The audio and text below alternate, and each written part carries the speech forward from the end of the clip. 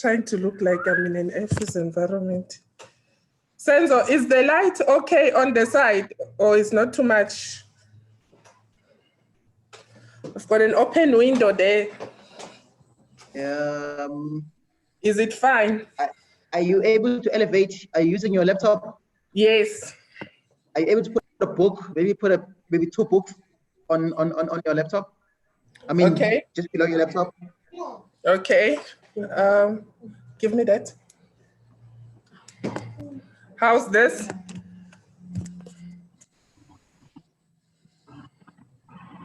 We still got a glare. A bit of light is coming in from your left. Okay. Are you able to change your position? Okay, let me change position.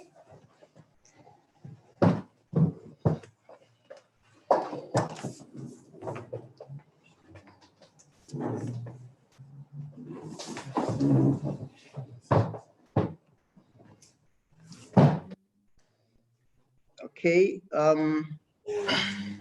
Is this better? Yeah, I think better. That's definitely better. Hopefully no one is going to be walking past. Hopefully no one will be walking past. They are all going for breakfast. This meeting is costing me too much. Am I fine now? Yeah, no, it's fine. It's fine. Okay. Dr. Bengu? Oh, yes.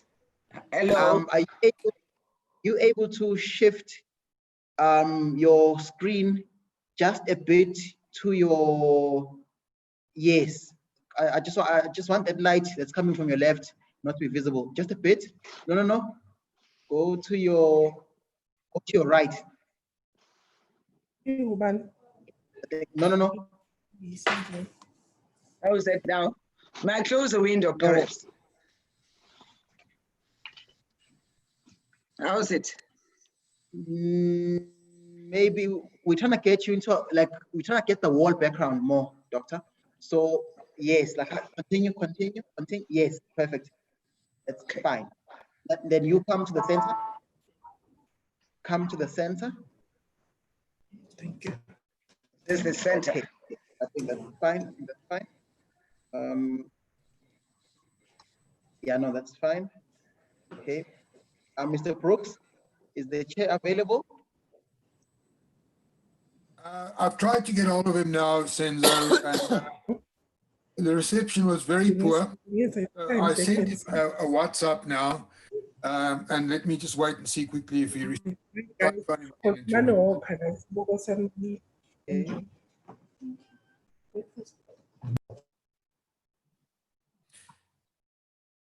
Mfokamzila.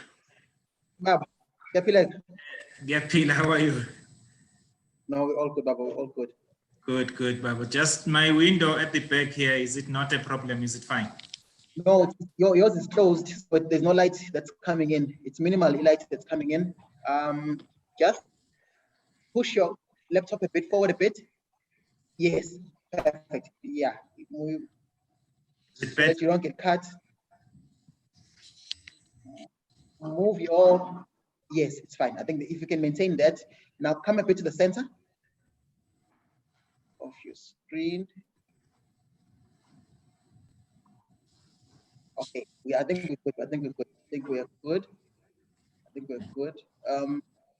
Let me just check. MEC.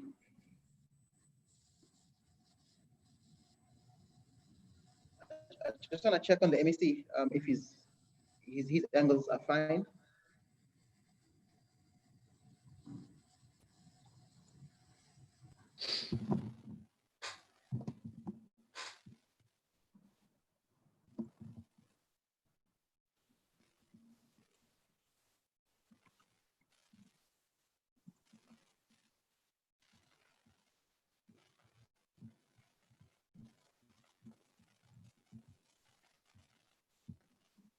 Okay, MEC, I can see you. Okay. MEC, are you able to turn on the lights, MEC?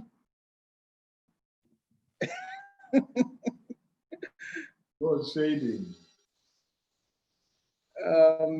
Okay. Lord shading. Load shedding, okay, load shedding, okay. We understand. No, we understand, MEC, we understand, we can see you. What you can do, MEC, is just, there's a big space as corner. Maybe bring your device a bit closer, just a bit closer, the device that you're using, so that you decrease the space. Okay. Let me see. Let's bring it in one more time, a bit closer. When you come here, they can see you with the drip. Okay. So that should be fine. Let me see. Okay, Lisa, can see you. Anyone else who might be struggling to get access? Mandisa said she would join. I asked her to join in. I'll just call her just to check if she managed to join, because I don't see her. There's also Craig, but I'll just check the two of them now. Okay, that's fine. Please do, because we just want to make sure that everyone is able to access the platform.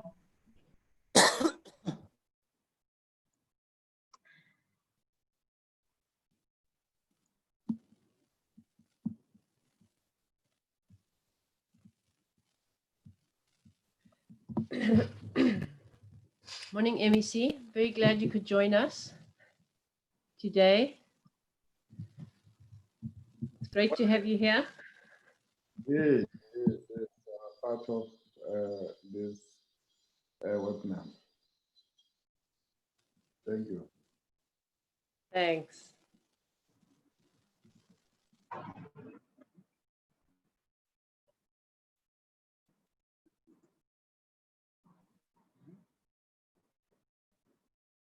Yeah, then the background is fine. Is Mr. TW Nkulu in the meeting? I see he's as a participant there. Is he got in? Gaudi online quickly. Let me just quickly. Senzo. Yes, Mr. Brooks. I've got the chair online and he says the link that he's got does not work. Can I ask you to just send him a new link quickly? Is it possible for you to do so from there? I'm just worried if I send him my link, he will come up with my name. No, it's fine. What I'll do, Mr. Brooks, I'm going to resend him. The chair, I'm just going, it's Mr. Muisa, right? Msiwa. Mr. Msiwa. Mr. Mzimkhulu Msiwa. He is Msiwa. I just want to check quickly. Good morning, everyone. Mzimkhulu. Hi, Craig. Yeah. I'm sending him right now. I'm sending him to his Gmail account. It's his Gmail account, that's right. Mzimkhulu.msiwa@gmail.com. Let me just check.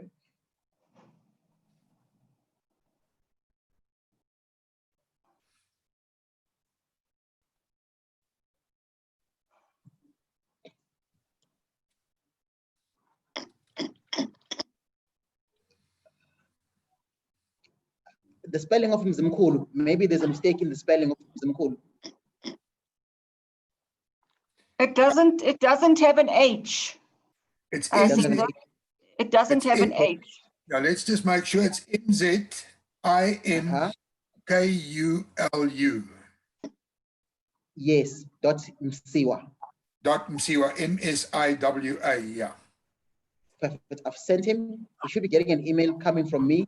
It should have gone in any moment now. Right, I'll double check with him quickly. Don't forget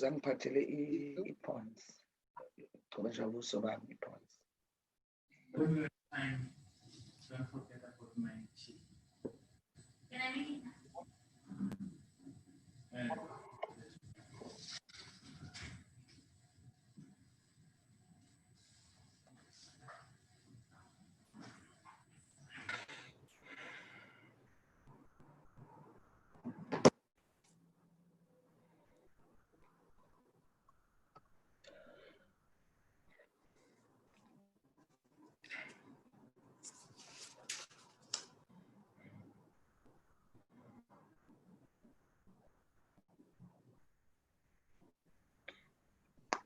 So Amanda, on your side, I think everyone is able to gain access.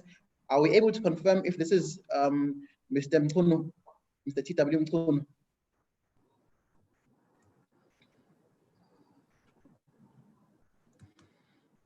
The Deputy Chair.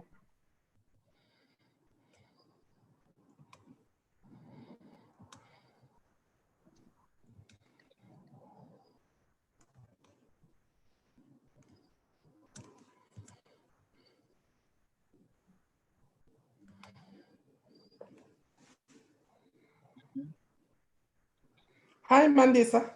Yeah, well, We are calling again. no, it keeps on saying the webinar will begin soon. Oh, kusho ukuthi ungene awungenanga ngale yakho. Ungene uzoba like a participant. Let me ask Usenzo to send you. Ingene through the link or engangithumele angithe registered. No. Usendo sent us as panelists a specific one, because that one, your video will not show. You'll just be viewing as a participant. Oh, I didn't get that one. Oh, okay. I'll ask Usendo to send you now. Okay, no, that's fine. Send it. Okay, I'm gonna send it to her Gmail account. You send it to a Gmail account? No, it was sent to her Cocta email address. I am sending it now to her Gmail account. Umandis? Yes. Okay. Madam Z. Madam Z. Angit? Yes. Okay. Let me let her know.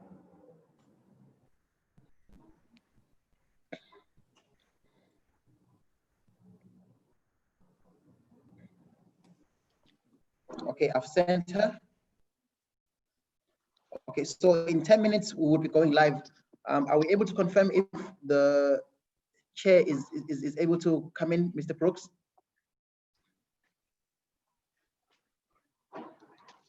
Me on the side. Senzo, the chairperson of Mr. Msiwa has got the link and he's trying to, he's received it and he's trying to connect in. That's fine. He's, okay. Senzo, I also have got Marty on the line. She says that she dropped off and now she can't get back on again. Seems like we're going to have to send her the link as well, please, again. Is it possible? That's fine, not a problem. Thank you. Prof. King Thompson, I see that you're in. MC was in. Max, there's nothing to show for Max. It just shows videos. Senzo, can I just start by, can I start sharing the presentation? I just want people to see the respective roles that I've allocated to them. That's I'll fine. bring it down just before we start. Okay. Senzo, I see the Mr. Msiwa. It shows video, but it doesn't show Can colleagues see this? Yes, we can. Yes, we can. Okay. What I just wanted to share is the agenda, colleagues, so that people can see. We'll start off with a prayer from Dr. Baloyi. Then it's going to be an opening address from the MEC. Then we're going to have opening remarks from the Msiwa. And then I'll do the introduction of the webinar. Miss Lisa De Grande will do background to the Psdf. And Miss Matimilna will then do the presentation, no Mr. Masego. And then Rian, are you there? Rian, I've asked for you to do the way forward in terms of those slides, looking at the upcoming webinars. Mr. Brooks, I've allocated you the task of vote of thanks and closure. Yes, and then also there's a seat behind Fine. passenger, which is a problem. Thank you, colleagues. I just didn't want to to flip. It doesn't open flip, so that people behind can come. Amanda, Senzo, I was just indicating, I just spoken to Mrs. Mull. She's in the office in Moses Mabhida building, and she says that they lost internet connection. So they trying to get her back on. So she's not on at the moment, but hope to still be in time for her presentation. We still have got some way to go to there. So let's just hope we get her on. Thank you. And can we Okay, check thanks. Mr. Msiwa can, because his mic isn't showing. Can he just see a video for Mr. Msiwa? Mr. Msiwa? We don't see Mr. Msiwa's microphone on, Dawn. Yeah, that's what I was worried about. I'll phone him again.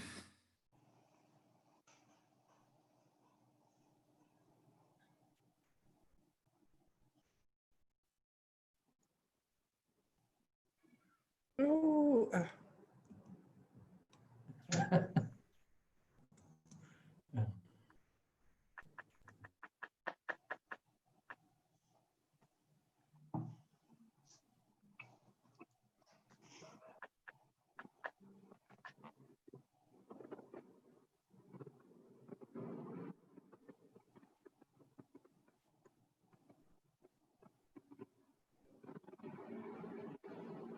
And I wanted to use the iPad. I have no option. Yes. It's linked here. Yeah. Go live. Morning, Prof. Garway. Morning, Dawn. I was trying to Morning, use an iPad. morning, Dawn. Morning, Prof. Green Thompson. Morning. It's working well today. I'm very pleased to hear that, Prof.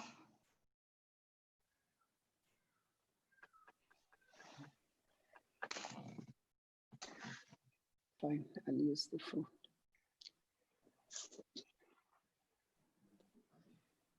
I wonder why it's not linking to the iPad.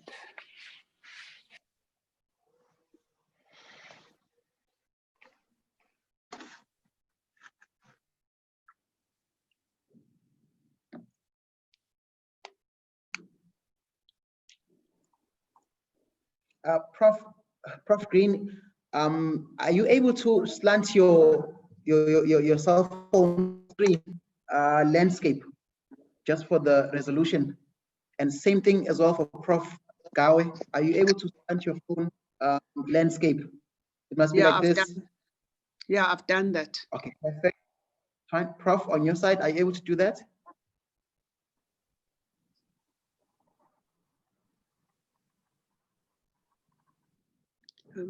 I'm actually trying to see if I can't open an iPad, which is going to give me a bigger screen. But I'll go with this. No, that's fine, Prof. Prof Green Thompson, are you able to slant your phone like this? Yes, I'm okay. Okay, please try to slant your phone just for the sake of the resolution. Okay. Yes, okay, that's fine. It's fine. Just part of the ground rules that we had discussed was that the moderator will give us guidance, and all of us who are not speaking at that moment in time will all turn our videos off so that the screen shows either the moderator or a presentation if someone is making a presentation. Are you able to confirm that, Amanda? the ground rules would be we'll mute our mics and we'll also turn off our videos. But I assume as we're welcoming Senzo, you just flight the panelists as I introduce them. That's fine. That's not a problem. Yes, at the beginning, all our screens will be on. But as soon as we start introducing the panelists that will be presenting and doing the welcoming address, we need to switch off all our videos and mute our mics. Just before Dr. Beng does the opening prayer. So I mean, after a opening prayer, we'll then switch off our our videos. Let us agree on that one. We'll have them on, and as soon as Dr. Bengu finishes with the prayer, we'll then switch off, all of us, and then Kuzo Remainer Mina, and it would be the next person who should be Abazogwenzama address, who should be the I can hear now everybody speaking. Sorry? Yes. It would be what would remain. Can I request that Senzo only the MEC and chairperson remain after a prayer got Dr. Bing, because there will be the two people that would be doing the opening welcoming remarks, and then after that, then it will proceed as normal, and then the next time we will then flight. Hello.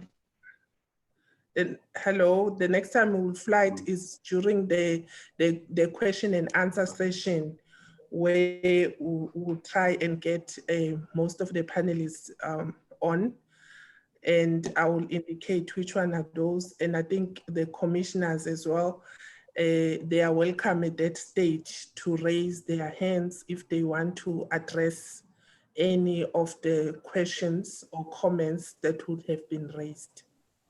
I think that's fine. Okay, that's fine. We are going live in the next 10 seconds. Okay. Amanda, can I just ask quickly, we managed to get the chairperson on, Mr. Msiwa. Can you please, just before we go on, just tell him quickly what you expect from him when he comes in? Welcome, chairperson. My mic is shown as being off, so I don't know if my mic... No, we can hear you, Amanda, we can hear you. Okay. Welcome, chairperson. What we expect is that we all gonna be shown live. Our videos are gonna be on now, and then Dr. Bengu will lead us into prayer, opening prayer. As soon as Dr. Bengu has led us into the prayer, all our videos, all other panelists' videos will then be switched off, mics muted, and then your mic also can be muted, and then Senzo will remove you, or you can switch off your video, because first off, we're gonna have the MEC doing the welcoming address.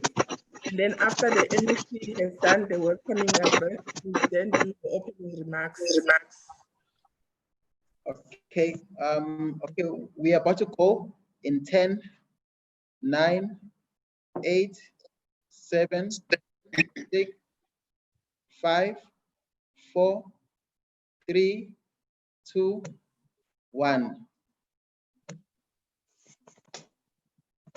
Welcome, everyone. Welcome, ladies and gentlemen, to our Psdf review webinar. Today, it's really a good day. We have panelists making up of members of our KZN PPC. We have our Honorable MEC of COCTA, Mr. Shomuga joining us, and we have an agenda for today. We welcome everyone who's live on YouTube, who's live on Facebook, and we will then now have our opening prayer that we're gonna be led on by Commissioner Dr. Bengu. And over to you, Dr. Bengu.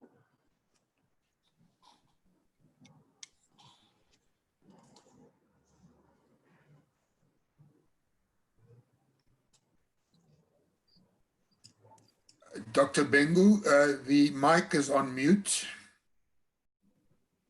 Is that fine now? Can you hear me free? Okay. Yes. Father God, we thank you for this wonderful day, and we thank you for each and every person that is part of this great work today. And Father, may we be reminded that for every plan that human beings have designed, there was a divine greater plan that we had for your people all over the world. And Father, we thank you that these plans are now yield, be part of that bigger plan. And Father, I pray that we'll go beyond concepts and words and rather create a situation where your people will experience this transformation. And Father, we also thank you that as we deliberate, our mindsets will be changed, because we can never bring about transformation with our old mindsets. And Father, guide and strengthen every member of this panel and everyone out there listening. And may this moment bring about change that everybody else is going to feel part of, and being part of also the strategy and the plan. We thank you, Father, for the leaders that you've given us. We thank you for the leaders that have prepared this program today. And Father, we thank you. We give it over to you. And we thank you that we've got your wisdom and knowledge, which, Father, we're going to share amongst ourselves. Thank you, Father. And we ask all this in the mighty name of our Lord Jesus Christ. Amen. Amen. Thank you, Dr. Pengu. On our panel today, as indicated, we've got our Honorable MEC of COGTA, Mr. Shomuka. We also have got the chairperson of the KZN PPC, Mr. Mosiwa. We also have other PPC members joining us as part of the panel. We have Dr. Pengu, who just graced us with the prayer right now. We also have Prof. Gawe. We have Mr. Mjali. We have Professor Bob. We have Professor Green. And we have Dr. Nzimangwe joining us. We also have panelists who will be assisting us with the presentation. Chief Director from the Office of the Premier, Ms. Metimil. We also have Commissioner Brooks, who will also be assisting together with Chief Director Metimil. We also have our Chief Director from COGTA, Ms. Lisa De Grande. We also have our service provider that's assisting us with the review of the Psdf, Isibuwose Africa, being led by Mr. Sbongsen Masego. We also have Rian Thompson from the team, and we also have Team COGTA that are part of the panel, Mr. Rushton, Craig Rushton, Mrs. Mandisa Zungu, and of course myself as your moderator for the day. Colleagues, I'll just flight for us to see the program for today.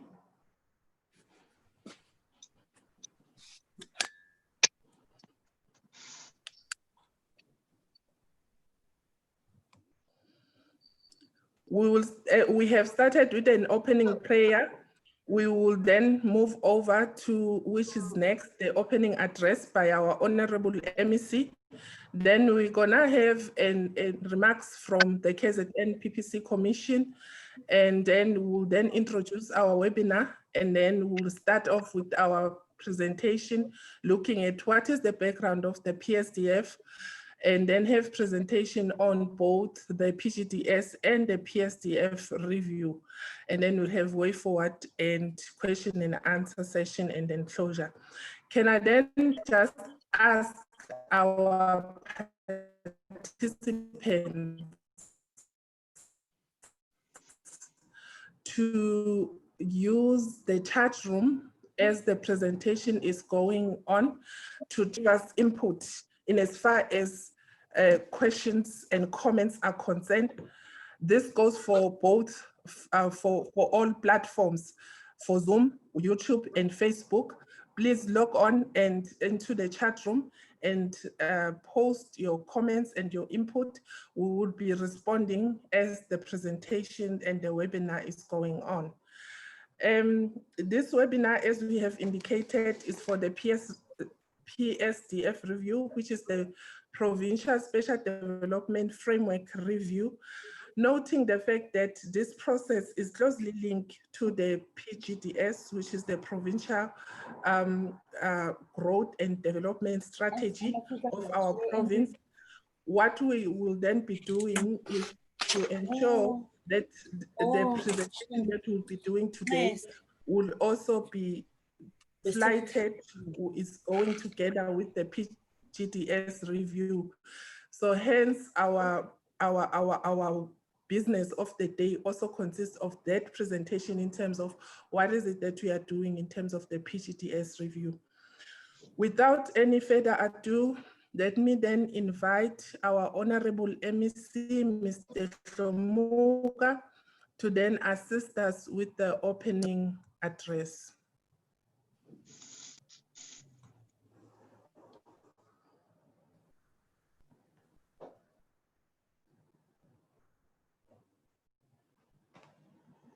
Thank you very much, Program Director. We really want to extend our greetings to the chairperson of the KZN Planning Commission, Baba Msewa, and the Deputy Chair, Baba Umakengwane.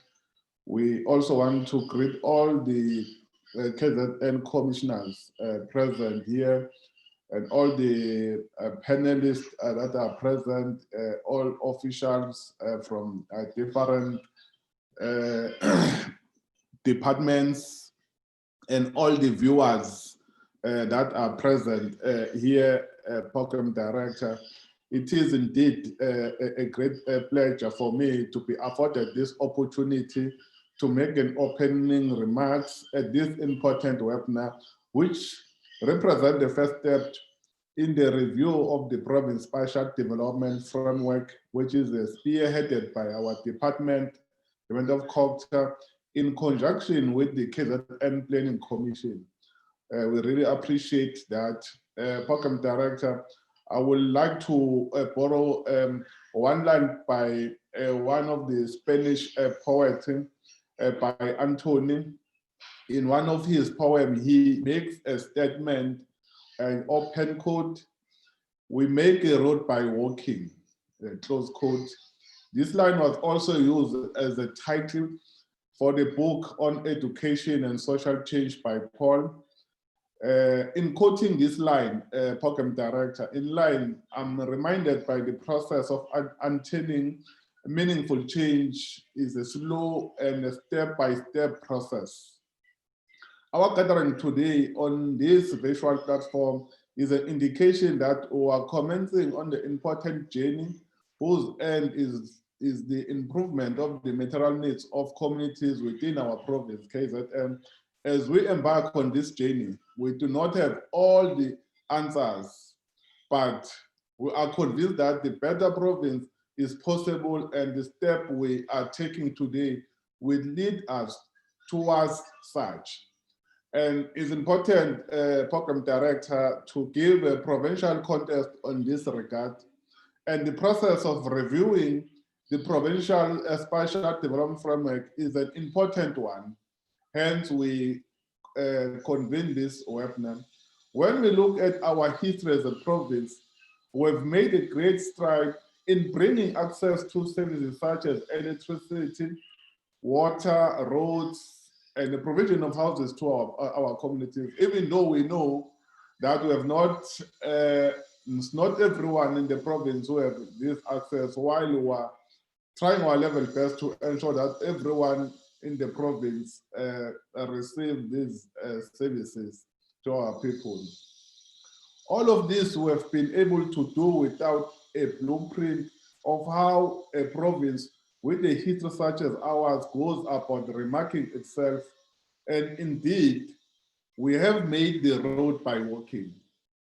As we embark on this road of reviewing the provincial spatial development framework, we have to appreciate the unique challenges that we face as a province as well as a country here in South Africa. As we embark on this, currently we find ourselves in the midst of what we probably defining moment in our country's young democracy. The outbreak of the novel coronavirus has exposed fault lines within our society.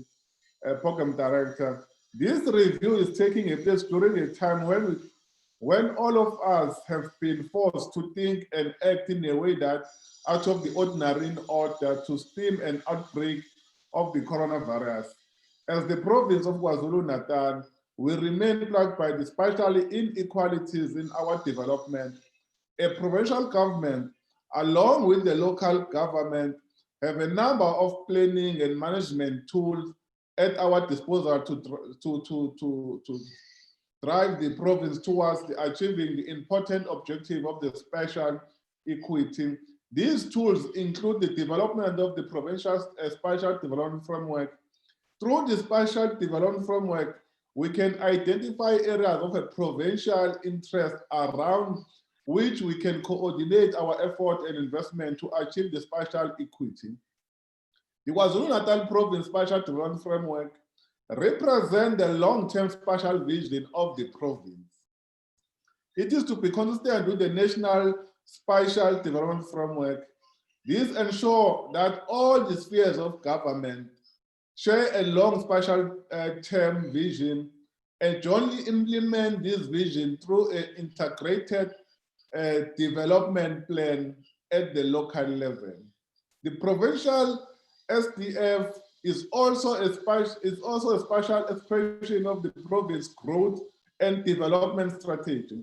It indicates where the growth and the development strategy should be implemented and how land should be used to achieve growth and development. The KZN Provincial Psdf is now under review, and the result must guide the provincial government and municipalities towards planning and managing land to achieve the development principles of spatial justice, resilience, sustainability, and efficiency, supported by the good administration.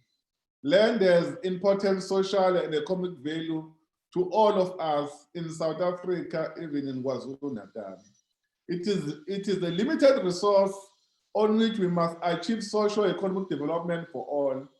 This planning framework is not just a plan, it is an instrument that can use to transform who can access land and what they can do with that land, because you can access land, but you must also have a vision to work the land.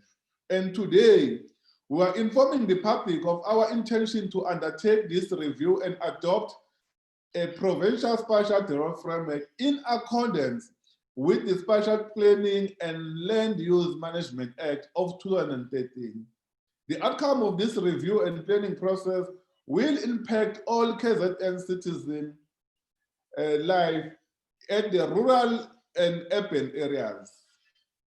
It covers all types of land, from town to farms, and from private stakeholder to a public input and a support. Today's webinar will outline the process we intend to undertake and guide how you can engage with the process. We encourage all of the viewers and the participants to support this important process and influence the spatial vision and objective of this province. Thank you very much, Program Director. Thank you to our Honorable MEC for those kind and strategic words. The MEC has alluded to the fact that today it is indeed an important journey that we are embarking on. We do acknowledge the fact that as our province, we are coming a long way, and we are a province that is affected by disadvantages in terms of our history, where we have individuals that are not accessing services, but we are pleased to say that even though we did not have a blueprint guide that was guiding us in terms of how do we give access to our disadvantaged communities, we have been ensuring that our communities are provided with those essential services. The process that we are starting today is to ensure that we make a step towards ensuring that we accommodate those needs and ensure that in our stride to develop the tools that will guide us in providing those needs, we develop a vision that will be accommodated by everyone, and it will guide us in terms of how we allocate those services and address our special inequities in our province.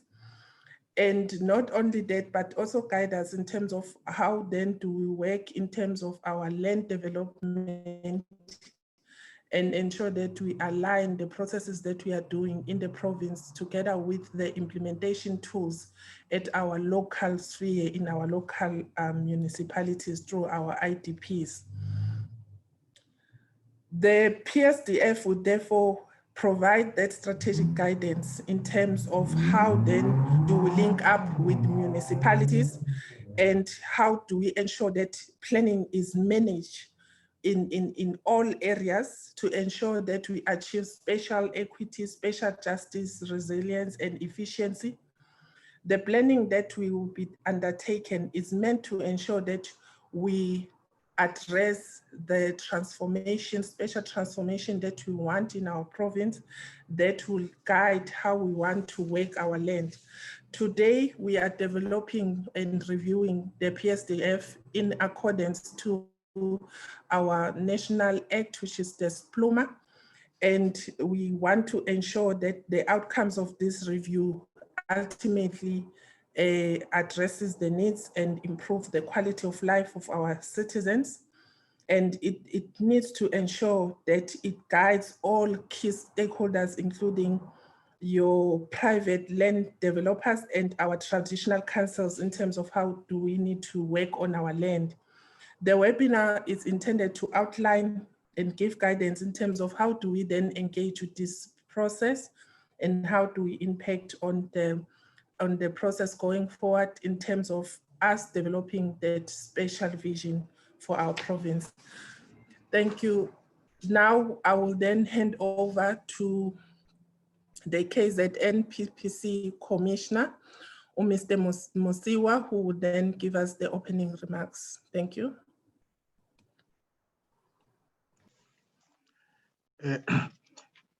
Honorable Program Director, Sis Amanda, Honorable MEC for Kokta, Mr. Hlomuka,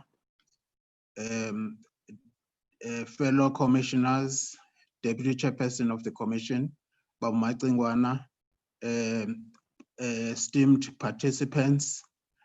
It actually gives me great pleasure to be part of this auspicious occasion, which is about reshaping the development of KwaZulu-Natal.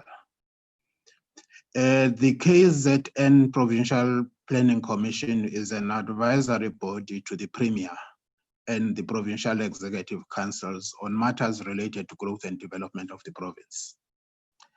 In this capacity, the KZN Planning Commission oversees the 5-yearly review of the Provincial Growth and Development Strategy, in short PGDS, as well as the annual reviews of the Provincial Growth and Development Plans, which are a subset and implementation plan of the strategy. The Planning Commission is currently driving the review of the 2021 version of the PGDS. Just for the sake of the memory, the last version we had was the 2016 version, which naturally the 2021 version, the Commission aims to present that, plans to present that to the Premier and the Provincial Executive Council later this year. The review of this 2021 PGS is guided by a high-level situational or strategic analysis of where it is that the province currently finds itself, is informed by the reports on the successes and failures in the implementation of the provincial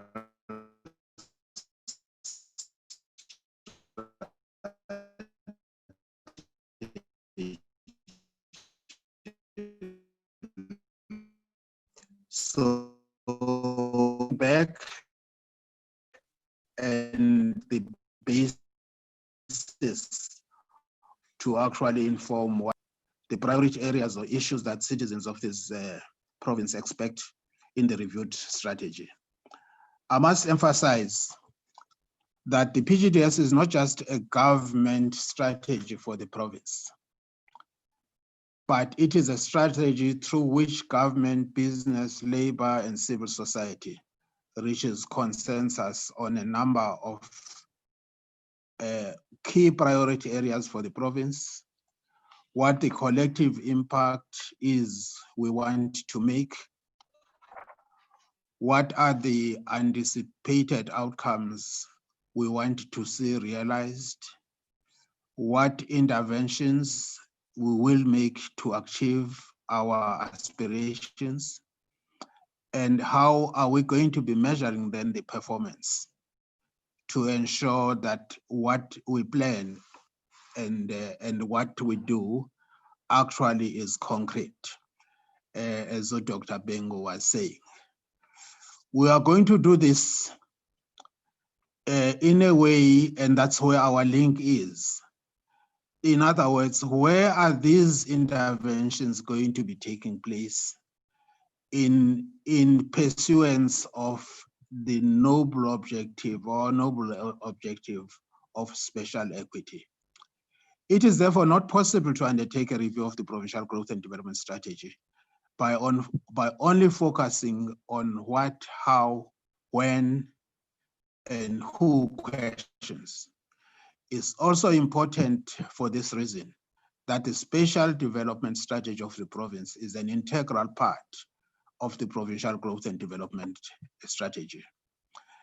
As much as the Office of the Premier, with the support of the provincial planning, is responsible for our overall growth and development strategy, the specific focus of provincial special planning and its alignment to municipal special planning as envisaged in the Special Planning and Land Use Act, SPLUMA, has been assigned to the Department of Cooperative Governance and Traditional Affairs, COGTA. Since both the PGDS and the PSD review requires extensive engagement with stakeholders involved, and those stakeholders naturally is government, business, labor, and structures representing civil society. There has been a need naturally to embark on what we call reciprocal interdependence between the PGDS and the Special Development Framework, so that these two run together, because they are the Special Development Framework is actually an important chapter in the provincial growth and development strategies. As we will see in presentations that are to follow in this webinar, the Psdf is not only accommodated as a specific chapter of the PS, but special transformation imperatives are also intertwined throughout the strategy as a whole. It then gives me great pleasure at this particular moment and again, it is for this reason that the Office of the Premier, the Provincial Planning Commission, and COGTA are collaborating in a fully integrated and coordinated approach to manage the review of the PGDS and Psdf. The Planning Commission's participation in this webinar is therefore a clear indication of the extent to which this collaboration is finding expression. We share a stakeholder engagement framework and a plan. We share a common vision and strategy for the province, and we are, after all, are in the same provincial government, advising the same premier, the same MECs, and the same executive council. With these few words, I hope that this webinar will set the scene of the other thematic engagements to follow over the next 2 weeks. And we are looking forward to a constructive engagement and sharing of new insights. We do understand that the current COVID-19 is actually restricting us in terms of reaching out to as many people. And it is in this context that the IT platforms that we are currently using are now becoming sort of useful. I hope that we will really get the full engagement, and again, the participants to this webinar, we're expecting a lot of inputs from you, and I thank you.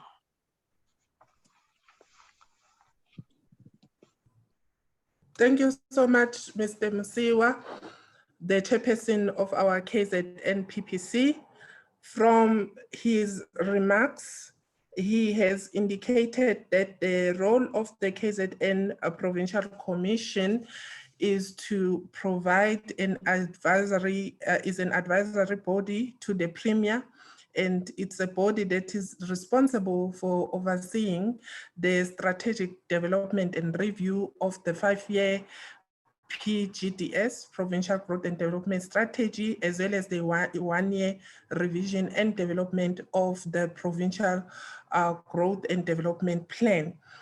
He has duly indicated that the last review of the PGDS was undertaken in 2016, and this 2021 review of the PGDS is a high-level review that is looking at reporting on some of the successes and failures that have been observed through the development and implementation of the process, highlighting what are some of the priority areas as guided by other strategies at a national as well as a local level. He has indicated that the PGDS, as it stands, is not just a strategy for government or the province, but is a strategy for everyone. It is a strategy for all business, for all key stakeholders, for all participants, and is intended to ensure that everyone is guided in terms of what the developmental outcomes and performance in as far as our province is concerned. It is also a plan that is packaged to ensure that what we plan and what we implement is actually of concrete, to ensure that our objectives and outcomes are achieved, more especially our key objectives of spatial equity and transformation. And it is therefore in this regard that the essence of the PGDS is enshrined in ensuring that the provincial spatial planning is guided and interlinked through the presence of the PGDS. He has indicated that this process has, the process of provincial spatial planning has been allocated to provincial COGTA, and in this regard, provincial COGTA is responsible for reviewing the provincial spatial development plan framework in line with the PGDS. It is therefore not a coincidence, but it's a collaborative and effort between the Commission and the Premier's Office that the PGDS is undertaken together and in line with the Psdf review. He has indicated that the Psdf is indeed a chapter in the PGDS, but not only that, that it's just a chapter, but the spatial planning imperatives are guiding the development of the PGDS. He has then alluded to the fact that the collaborative effort in terms of how we engage our key stakeholders and participants is mainly through the fact that we share the common stakeholders, we share a common vision, and we have the same Premier and same MEC that we are guiding. And in this regard, the communication and participation of stakeholders has been looked at as a collaborative effort. Also, these platforms that we are using now, the visual platforms, are used based on the fact that we are in the COVID-19 process, and due to that process, we cannot meet on a one-on-one or physical basis. And he has then encouraged our participant to participate through the process and provide us with their available comments and input. And I would then like to also remind our participant on Facebook, on YouTube, as well as on this platform, on this Zoom platform, to continue posting the input and comment on the chat room. I can see that we already have some chats that are being posted, and we will encourage that colleagues continue and participants continue to post, and we will then respond accordingly.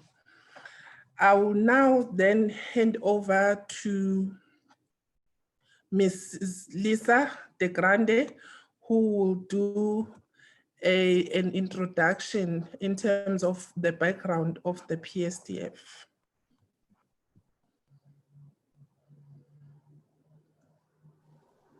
Thank you to the Program Director Zungu, and greetings to our MEC and to the Planning Commissioners and the Chairperson of the Planning Commission, and to colleagues who are here today. I'm going to be very brief. I think a lot of background has already been given to us. So I'd like to concentrate more on some of the specifics around the SDF and the plans. But firstly, let me just remind everyone that the Department of Cooperative Governance and Traditional Affairs has been given the responsibility in the province for the review of the PSDF and for supporting the province around the coordination of spatial planning and land use management. And particularly, this is a particularly important function that we've been given, as has been outlined by the previous speakers. And even more important, because of our role as the department that is responsible for ensuring that municipalities are able to undertake the important function of land use management and development at a local level.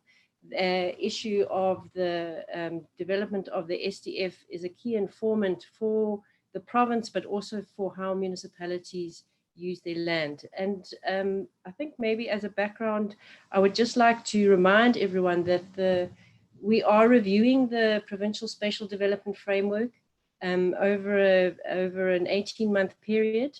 But the reason that we're calling it a review is because we already do have SDFs that have been done in the province previously. There is one in existence at the moment. But the difference between the previous SDFs and the one that we're reviewing and developing now is that we are doing it in the context of a new act, and that act is the Spatial Planning and Land Use Management Act that was passed by our government in 2013.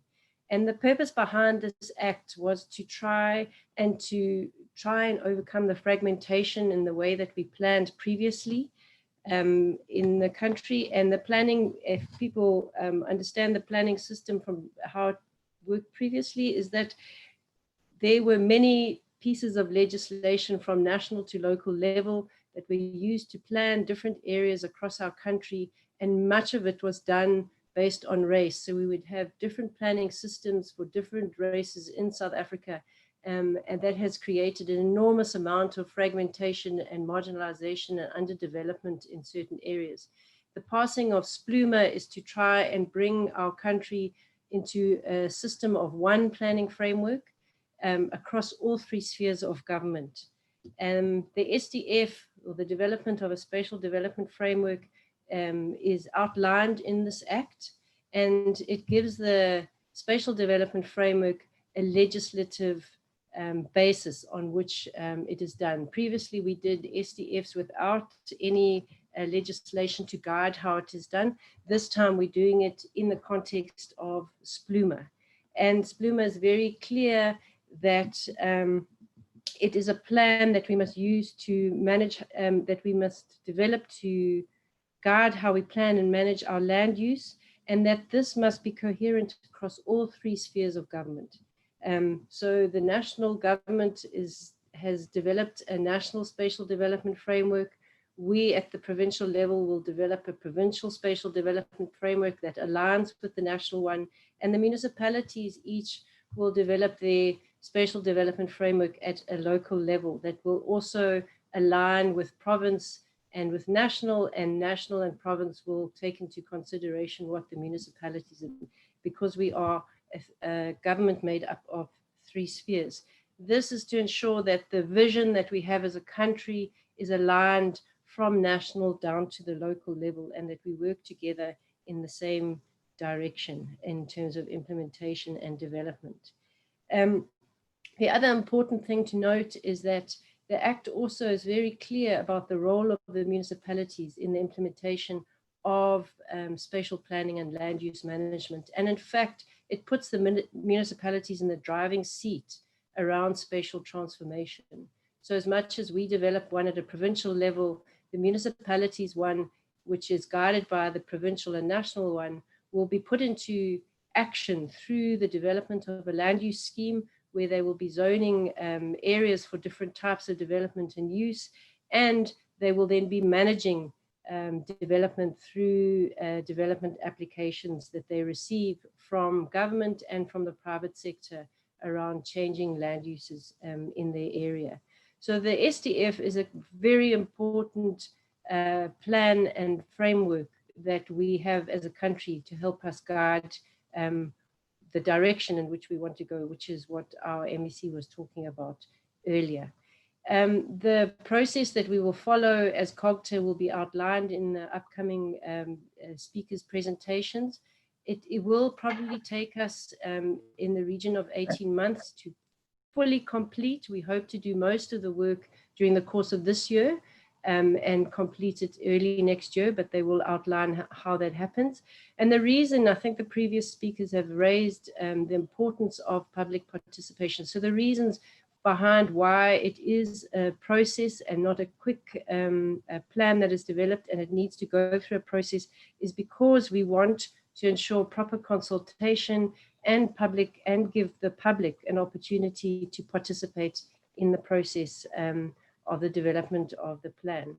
For those of you who have time, I would recommend that you actually read the Spatial Planning and Land Use Management Act and familiarize yourselves with what it is that should guide a good quality spatial development framework. In the sections of the Act, you can refer to Section 4 of the Act to get specifics about the planning framework and about the development principles, which the MEC referred to as justice, resilience, sustainability, and efficiency in the implementation of the Act.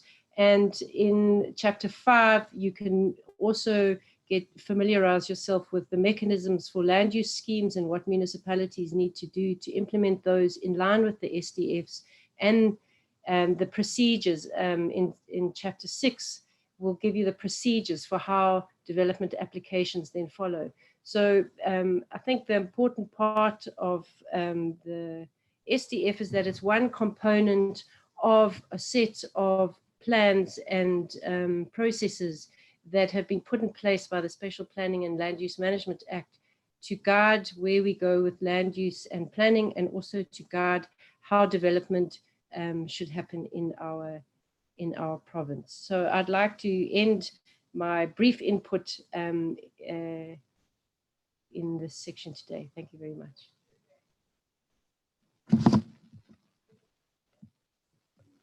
Thank you to our Chief Director, Mrs. Lisa de Grande, for indicating to us why we have to do this process, giving us a legal context in terms of SPLUMA and the requirements for special development frameworks. Not only that, but also highlighting the linkages between the various special frameworks at a national, provincial, and local level, as well as their linkages to the various sector plans and the budgeting processes. She has indicated the fact that SPLUMA provides a background and requirements in terms of how we should be developing our spatial planning tools, more especially the spatial development framework, and has invited colleagues and participants to take time to read and familiarize themselves with Spluma requirements in terms of these processes, especially looking at section 4, which it details the requirements for the framework, the principles, as well as the strategic requirements in terms of the spatial development framework. Spluma is our policy guide that guides land use as well as planning, but also helps us in providing the strategic guidance in terms of development and how that should be undertaken. We are therefore reviewing our Psdf as a province, strictly following on the principles and guidance in terms of Spluma. And we will be undertaking this process as an 18-month process. And it's gonna be a process that will need the members of the public and key stakeholders and sector departments to work hand in hand with us in the development and the review of this process, and ensure that your comments and your inputs are provided as we continue during this process. We are hopeful that we will undertake most of the work during the course of this financial year. And during this course, we will be contacting and engaging on an ongoing basis with our key stakeholders. And we will share with you the links in terms of how we will then continue to communicate with you as interested and affected parties. I will now be inviting the Chief Director from the Office of the Premier, Mrs. Metimil, who will then take us through the presentation for the review of the PGDS.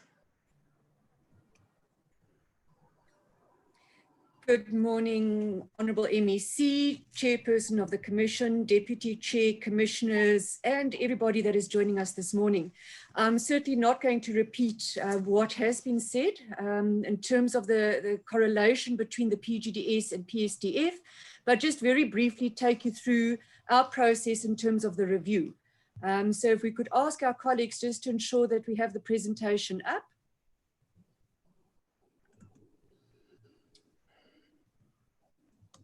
In the meantime, ladies and gentlemen, I think the key issue to note is that, and what Lisa had also indicated, and the chairperson in his remarks, we are not starting at a zero base as KZN. KZN had started its process of a PGDS, or Provincial Growth and Development Strategy, in 2011, alongside with the processes unfolding with the National Planning Commission in developing the Development and Growth Strategy. It is also not the first time that we are reviewing the document. The first review was completed in 2016. And as we go through the process, it is a reminder that our Provincial Growth and Development Strategy has a 20-year vision. And the 20-year vision is underpinned by a number of interventions that we seek to achieve over a period of time, and noting that this vision, the 20-year vision, is broken down into 5-year deliverables, and every 5 years, the Provincial Growth and Development Strategy is then reviewed. In terms of that review process, we have now started. In fact, some of the work has started last year, collecting and updating information on our situational analysis. And moving forward, we need to capitalize on this process, also noting that we are trying to shorten the timelines between our national processes and provincial alignment to our national imperatives as they come through the manifesto of the ruling party and the implementation and issues that our stakeholders are raising with us in terms of our provincial priorities.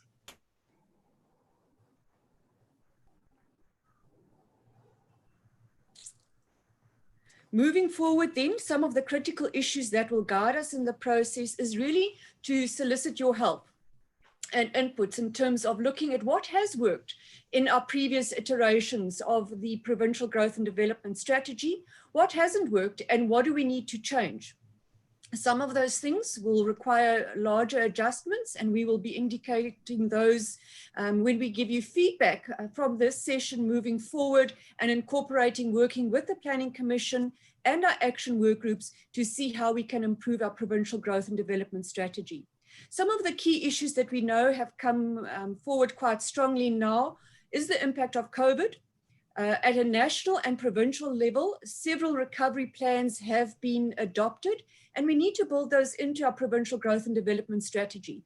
Because as we know, this impact is not going to be something that we're just feeling now, but there is already some indications that for the next couple of years, there's a lot of things that we will have to do to make sure that our economy recovers, that our communities are safe, and that we improve the service delivery as much as we can. And those are the issues that we need to look at, as well as the consideration of new ways of doing things. Yes, it's becoming a little bit cliche, but the reality is it's definitely not going to be things being done the way it used to, and there's a new normal that we need to incorporate into our provincial growth and development strategy, not only just because of COVID, but because of the changes that COVID has highlighted and the interventions that it will bring forward.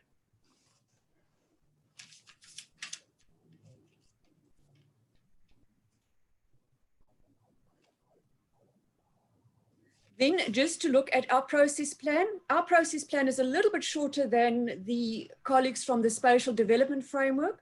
This does not mean that there's not alignment. We've seen a similar process unfold at the national level, where the medium-term strategic framework as the national strategy and implementation tool of the National Development Plan has been adopted before the Spatial Development Framework. And we will show a little bit later, and the team will touch on the issues of where and how the two fit together. Our chairperson has already given us a hint in terms of that process. But again, when we look at the starting point, our situational analysis, what is it that has worked, where have we failed, and importantly, why? It might not be that we had the wrong plan or the wrong intervention, but there are different reasons why we were not able to succeed, and then to see how we need to develop responses that will be more effective than what they have been in the past. Another area to note is that planning in general, when it comes from the national guidelines, has seen a change in terminology to strengthen the impact-based approach, where we also look at an outcomes in terms of different interventions, not new in terms of terminology, but definitely in terms of the focus. And we see that coming through quite strongly in the medium-term strategic framework. So there is a little bit of readjustment that we need to do from the language that we are using. But what we also need to note is that this is not going to put us into a straitjacket. We do need to understand what is happening in KZN, get a sense from our stakeholders as to what those priorities and interventions need to be, so that we can leverage KZN specific interventions whilst also still working within our national priorities and imperatives.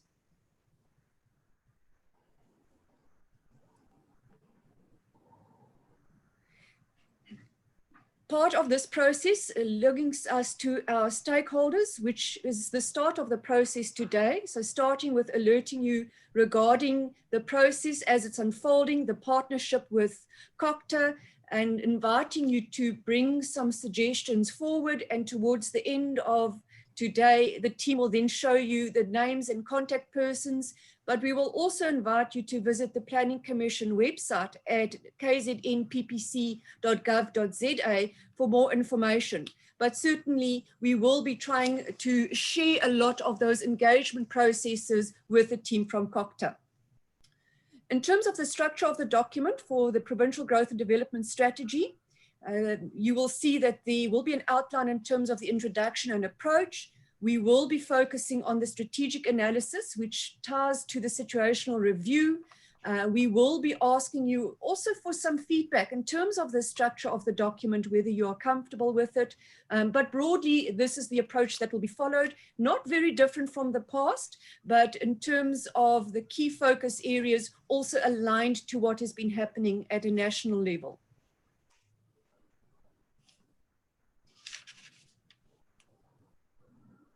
Looking at the strategic analysis, we really need to be guided here in terms of the sustainability matrix, which is very similar to what we have done in the past.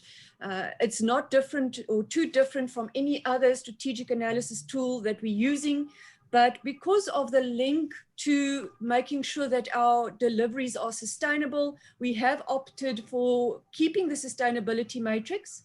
Looking at the environmental sustainability, our human development and social capital, economic development, infrastructure, the spatial development, that's our first link to our SDF, but then also the governance issues as a cross-cutter throughout the different sections. And we will be focusing in this section primarily on key challenges and new interventions, and be drawing conclusions from that that will feed into the next section of the strategic framework, to develop those workable solutions that we need.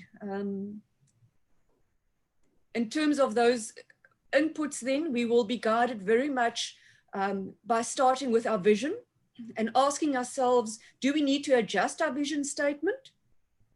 If so, how and why?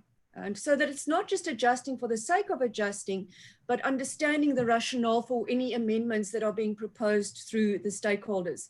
And our current vision, therefore, in terms of our 20-year vision, is to be a prosperous province with a healthy, secure and skilled population, living in dignity and harmony, acting as a gateway to Africa and the world. So we will be expecting and requesting some inputs and feedback on that process as well.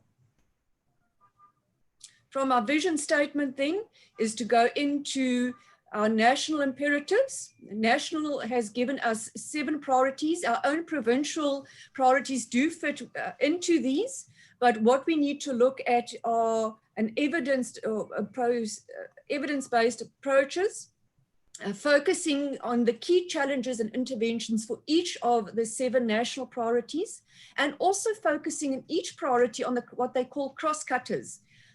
In the context of the national document, the vulnerable groups for women, youth, and disabled, and within the KZN context, we also add the issues around our military veterans, which we need to look at when we are assessing our contributions towards ethical, capable developmental state, the issues of economic transformation, education and health as the 3rd priority, looking at our social wage and quality services, the issues of spatial integration, human settlements, and local government, again, the link to the spatial development framework, how we support social cohesion and ensure that we have safe communities, and then as our gateway status, how we contribute to a better Africa and the world.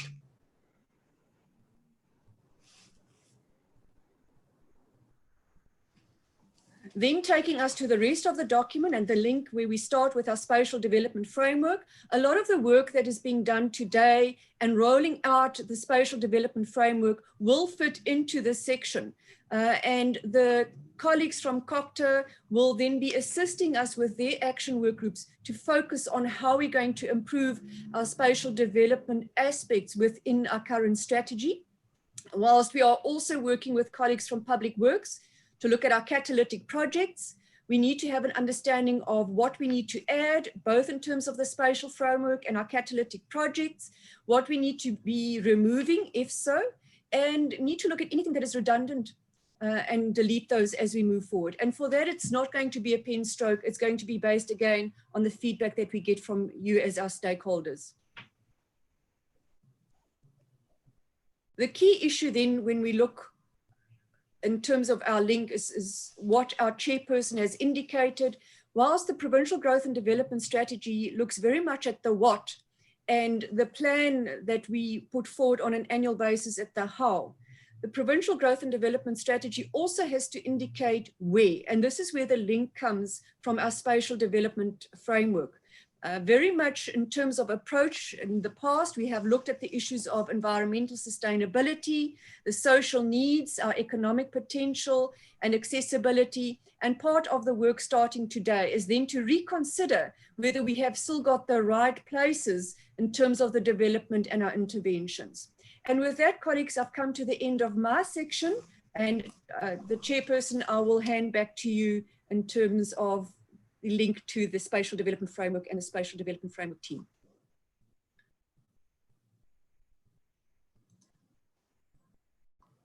Thank you, Mrs. Mill, for such a good presentation on the aspect in terms of what we are expecting in the review of our PGDS and outlining the linkages between the PGDS review processes and that of the PSDF. Without really deliberating more, just a quick highlight of some of the issues that Mrs. Mill has indicated in as far as the review of the PGDS is concerned. There are some critical issues that have been highlighted in as far as the timeframes for the review are concerned. As indicated, the last review was done in 2016. We are now in the 5-year review in 2021. And as such, there are some critical guiding issues that are guiding the processes in terms of this particular review, mainly looking at what has worked and why it hasn't worked as part of reviewing the situational analysis, and also looking at the changes that are impacting upon the development within our province, more especially looking at some of the impacts that we are currently facing in terms of COVID-19, which requires us to look at some recovery plans and intervention strategies in how do we now look at improving services and also using the new normal in terms of doing things. It's not meant to straitjacket us, but it's meant to ensure that we improve in the way that we're doing things. There is a process plan that has been provided and alluded to us in terms of how the review process is going to unfold. And even though the process, as highlighted by Ms. Mill, is quite shorter than that of the PSDF, as you have seen the timeline that she has indicated that is starting today, but it's mostly to ensure as a way of indicating the current situational analysis and looking at the strategic challenges that are currently facing KZN, outlining some of the priorities.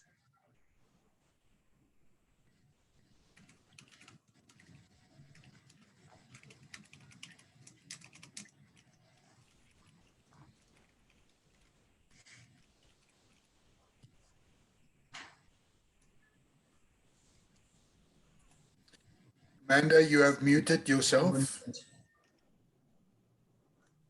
Okay. Thank you. Apologies for that. The process is of stakeholder engagement is quite critical to ensure that we provide the necessary input and comments that will help us to guide the vision that we have in the province currently. And as such, through this process, we'll also outline whether we want to review or adjust our vision. If we are to adjust it, we need then to provide inputs in terms of how and what needs to change in terms of that vision. There's also a requirement that we align to ensure that we achieve the spatial cohesion and spatial transformation that is being highlighted at national level. In that regard, we are guided by the key challenges or the strategic areas that have been highlighted at the national level, including the cross-cutters areas, which include looking at issues affecting the disabled women and the youth. But in our province, we've also added the areas impacting upon the military veterans. The PGDS is strongly linked to the PSDF in a sense that the PGDS highlights the where developments, what development needs to happen in the province, and then the where is where the SDF, PSDF come in, and that is where the link is. And currently, that review process, as indicated previously with other participants and stakeholders, that the role has been given to COPTA, and that close alignment has been achieved. And there is a dedicated chapter that has been highlighted in as far as the PGDS is concerned, where the review of the PSDF will be included. That is the summary of Mrs. Matty Milner's presentation. We'll now proceed and invite Mr. Sibongiseni Maseko to come and then give us the presentation on the PSDF review.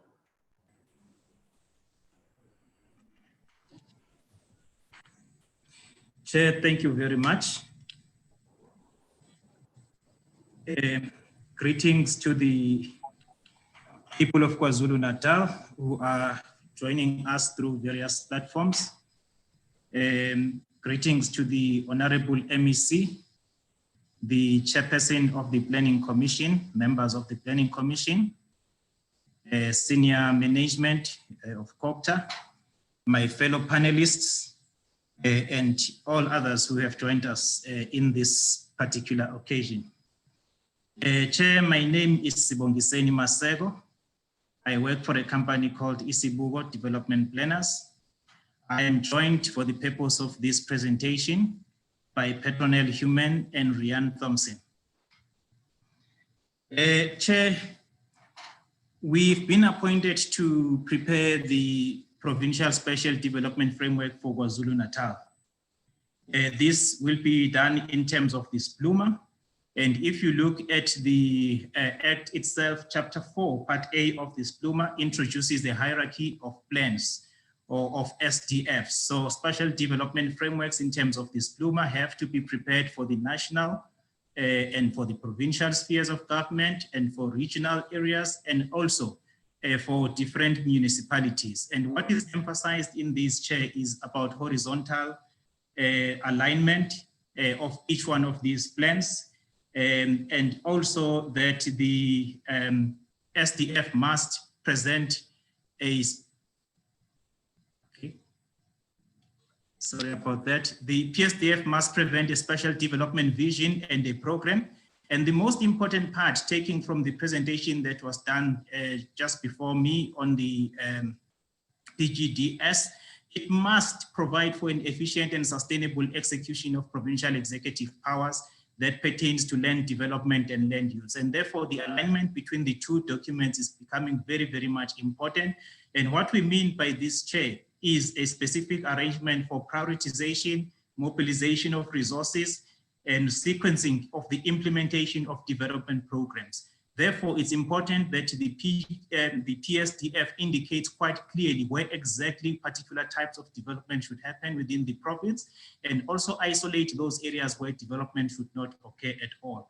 What is also important here, Chair, is that the PSDF has to assist us in addressing a myriad of special issues and challenges that are facing KwaZulu-Natal. If one were to give an example and bring this much closer to home, we all heard of an unfortunate incident that happened in Bulwer recently, where a school kid was raped while walking 7 kilometers. These are some of the special anomalies where young kids are forced to walk long distances to access public facilities that such plans need to address. It's because of where we come from, and these are some of the challenges and anomalies that we need to address in our planning. I'm trying to bring it much closer to home to make more so that it becomes clearer for all of us. We can move to the next one. Why the PSDF, Chair? There are a number of reasons why we are preparing the PSDF. Firstly, it's because the Act says province has to prepare a special development framework. However, there are a number of other reasons why it's important for a province to have a PSDF. We come from a history of separate development, where areas of the former Natal are much more developed compared to the areas of KwaZulu. These are some of the issues that we need to address. We are having situations where access to opportunities and facilities is also different, moving depending on the areas where you are at. And these are some of the issues that we still also have to face. What is also important here is that since 1994, we have implemented a number of policies, as well, the government has implemented a number of policies which have had different types of impacts as well. For instance, We were hoping that we will see more of compact development, more of densification. What we have seen is a continuation of urban sprawl. And these are the issues why we need this particular SDF, so that we can create and formulate a new KZN and mobilize stakeholders, participants, our leaders, youth, women, everybody in coming up with a vision for a future KZN that is democratic, that enables an equitable access to opportunities and public facilities. This particular vision will become a policy and will be of legal effect as soon as it is approved by the executive. We therefore invite all people of KwaZulu-Natal, more than 11 million of them, to participate in a process of coming up with a vision for a future KwaZulu-Natal, as it will be expressed in the Provincial Special Development Framework. The content of the PSDF check is outlined in section 16 of this Pluma. I'm not going to spend much time on this one because we all know, we have heard that it's about a spatial representation. We've heard that it's about a desired future land use pattern. We have heard that we need to coordinate with the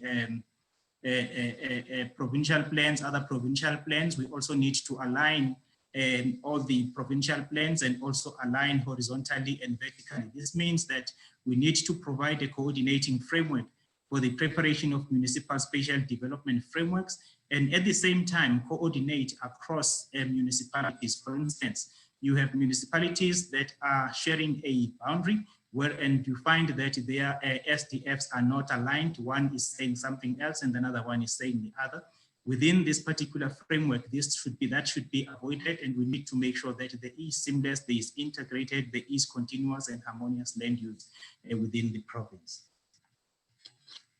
And more details on the content of the SDF's chair, including the PSDF, are provided in section 12 of this Pluma, and it indicates exactly what issues needs to be considered. And these are the issues that we will take into account as we prepare this provincial special development framework.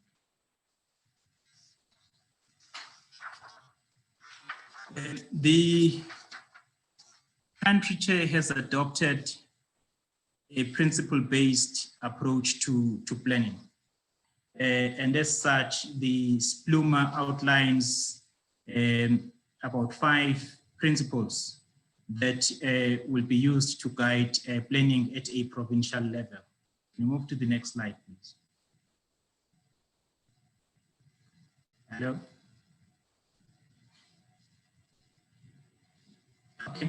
There are 5 guiding principles, that is spatial efficiency, spatial justice, spatial sustainability, spatial resilience, and good governance. While these will be used to guide the process, the planning process, they are also an indicator of the South Africa that we want to create.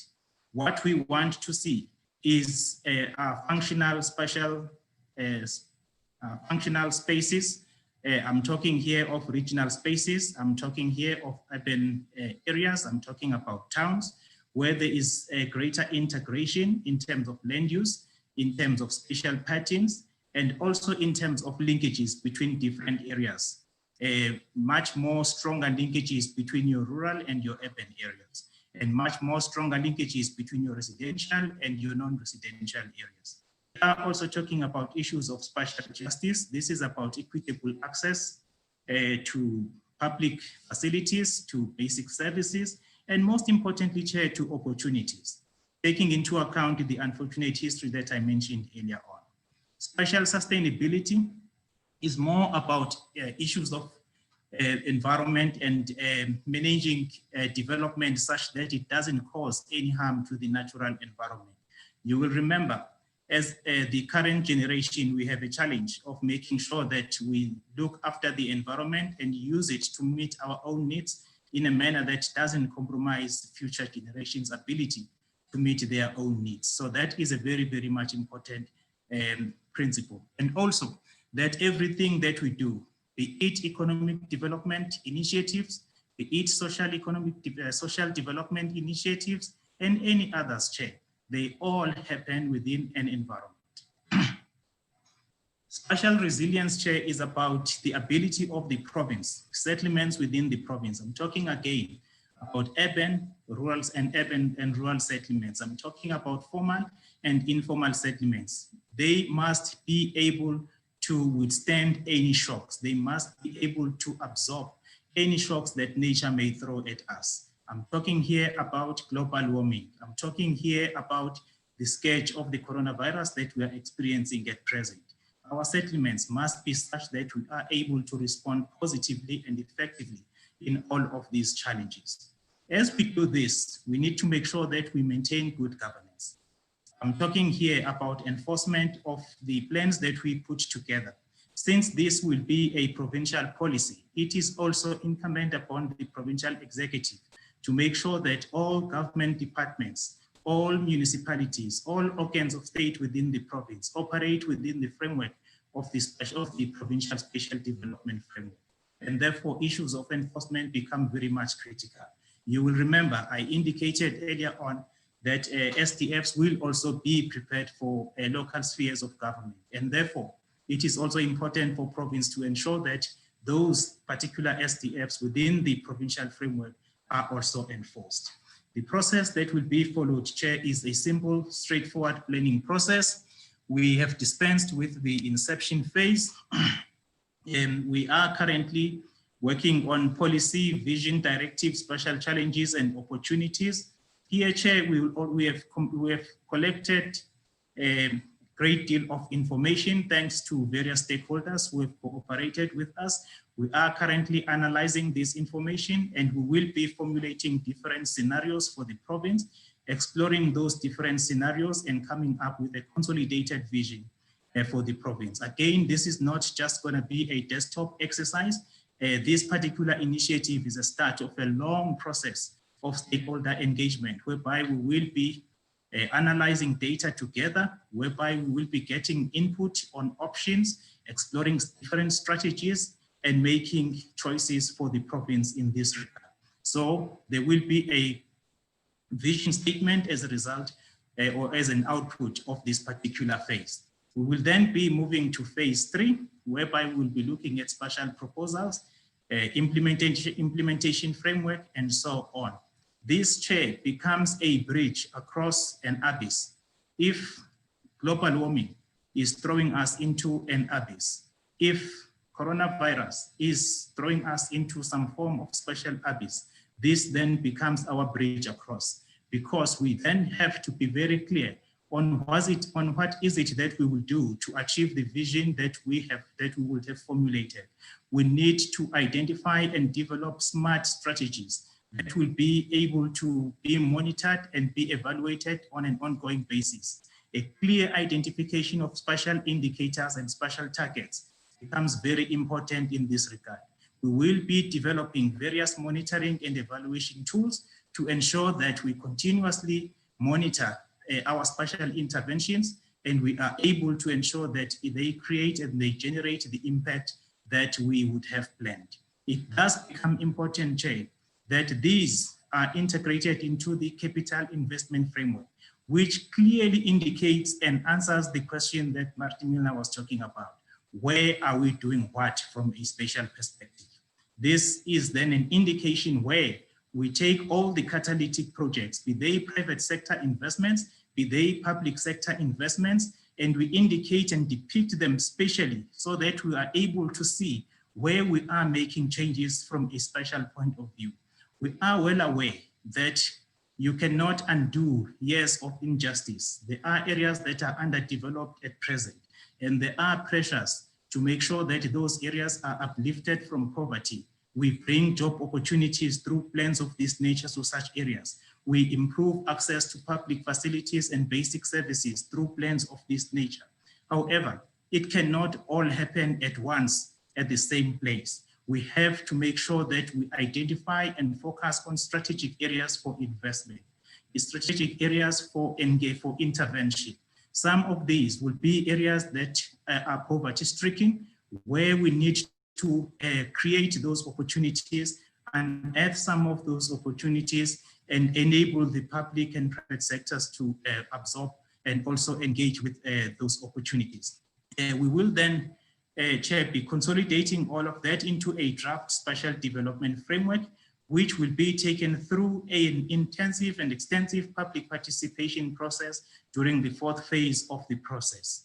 This is very, very much important because while stakeholders would have engaged with us from inception of the project to a point where we have a draft spatial development framework, we will then be afforded as the people of KwaZulu-Natal, as the interested and affected parties in the KwaZulu-Natal spatial system, to engage again with the draft Psdf. At this stage, we may decide that we want to deconstruct whatever vision that we would have formulated. However, if we do so, we invite all stakeholders, all participants to help us to put the pieces together so that we emerge with a common and a shared vision for KwaZulu-Natal, the KwaZulu-Natal that we want, the KwaZulu-Natal that we deserve. That is the plan that will then be, or the inputs from the members of the public will then be consolidated into a final Psdf, which will be taken to Cabinet for approval and gazetting. And at that stage, it will then become policy of government. The document will be structured as indicated in the slide here. Well, this is just an indication, it's not the chapters, it's basically the sections of the document. As we have indicated earlier on, there will be a policy context and vision directives. This will be based on an extensive analysis of existing policies at a national level, and also protocols that South Africa had signed at an international level, and other concerns that are important in this regard. It will be summarized and then be consolidated into a vision. This again, as I've indicated earlier on, it will be based on extensive stakeholder input. Then there will be special challenges and opportunities. We will analyze trends, patterns, identify opportunities, and all aspects of the built environment, Chair, will be analyzed and considered and presented in the form of a status quo report, but most importantly, in the form of issues and challenges and opportunities that province would need to take advantage of so that we achieve the future we want. The trends and patterns that we want to redirect or that we want to reinforce. We will also be looking at issues that are cross-cutting. Others were mentioned in the earlier presentation. Special proposals, I think I've covered these ones extensively. The issues of objectives, it's got to be smart objectives. We've got to be able to measure everything that we do, all the interventions that we introduce from a special perspective. So it is important that this becomes a smart plan. And again, we will be working within the framework of the PGDS in some of the measurement systems, and also in terms of measuring the targets and so on. And then the implementation framework will include provincial special policies. It will include special development guidelines, a capital investment framework, and most importantly, Chair, it needs to indicate how exactly this plan will be implemented, who will be responsible for what, though the institutional arrangements become quite critical.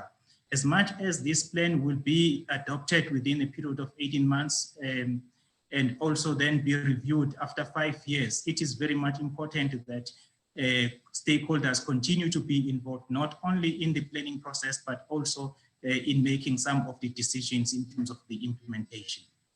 The last one, Chair, will be a consolidated SDF, which will be in line with the provisions of this SPLUMA, and again be a component of the PGDS. I will invite Rian Thompson to deal with issues of stakeholder engagement.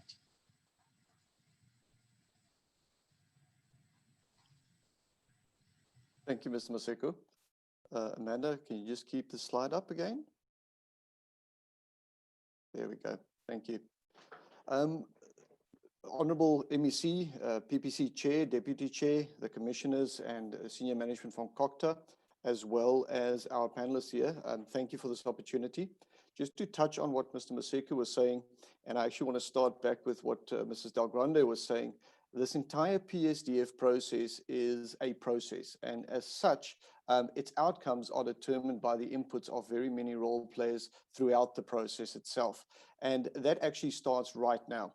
Although a lot of these strategic processes have got engagement with role players and especially the public towards the end, presenting to them what has been conjured up and thought up in terms of solutions, this particular Psdf, in conjunction with the PGDS, will start its engagements almost immediately. And you'll see in a minute or two's time, following from today, a couple of webinars in the next 2 weeks, as have been mentioned.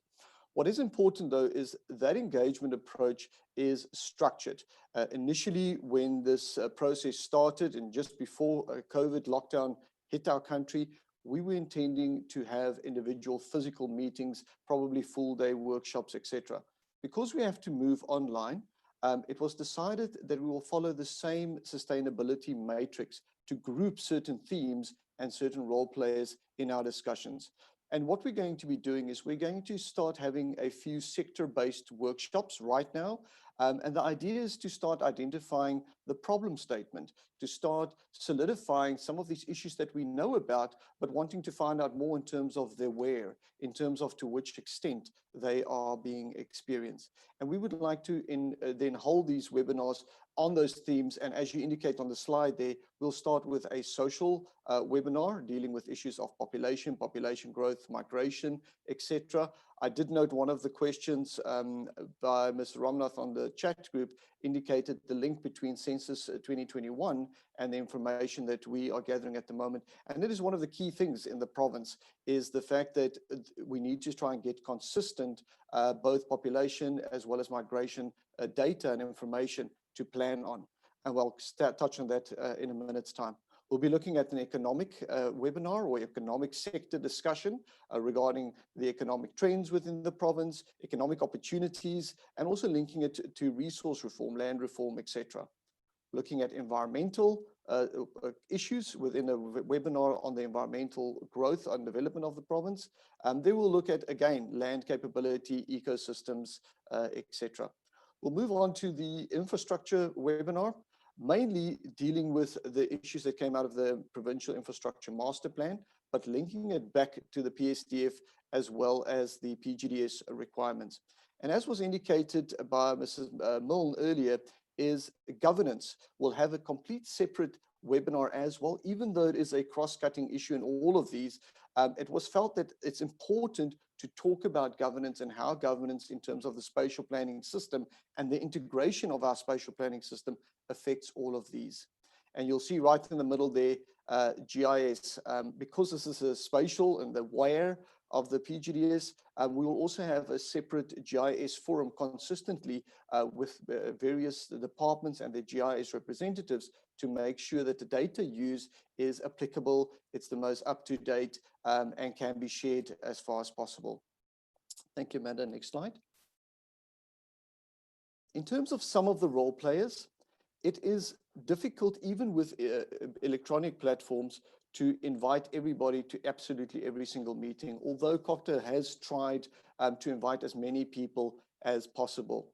What is important for us, though, is at these webinars being planned, that a couple of the key departments, both nationally and provincially, such as the Department of Education, Department of Social Development, Department of Health, are included in, for instance, the social webinar, which will start tomorrow already, as well as some of the developmental partners, such as SASA, some of the SOEs, etc. And we've identified for each of these sectoral webinars a core set of role players that are on a daily basis involved in the implementation of the PGDS as well as the Psdf. But it's not just limited to the role players that you see on the screen there at the moment. We will, the same role players that will be invited today, if you do not receive a direct invitation, and I'll repeat this at the end as well, please do email COCTA. Will provide that email address to you and indicate, I would like to attend a specific webinar, and we'll send you an invite to that as well. What is important with these webinars, however, is these role players are invited because we would like to pick their brains. We would like to get an idea of how far implementation has come. That's been mentioned before, and it's been mentioned on the chat group as well, that we take stock of what has worked, what hasn't worked. We're also going to ask these role players what sort of issues are critical at the moment within their opinion that we should address as part of the PGDS. Thank you, Amanda. Next one.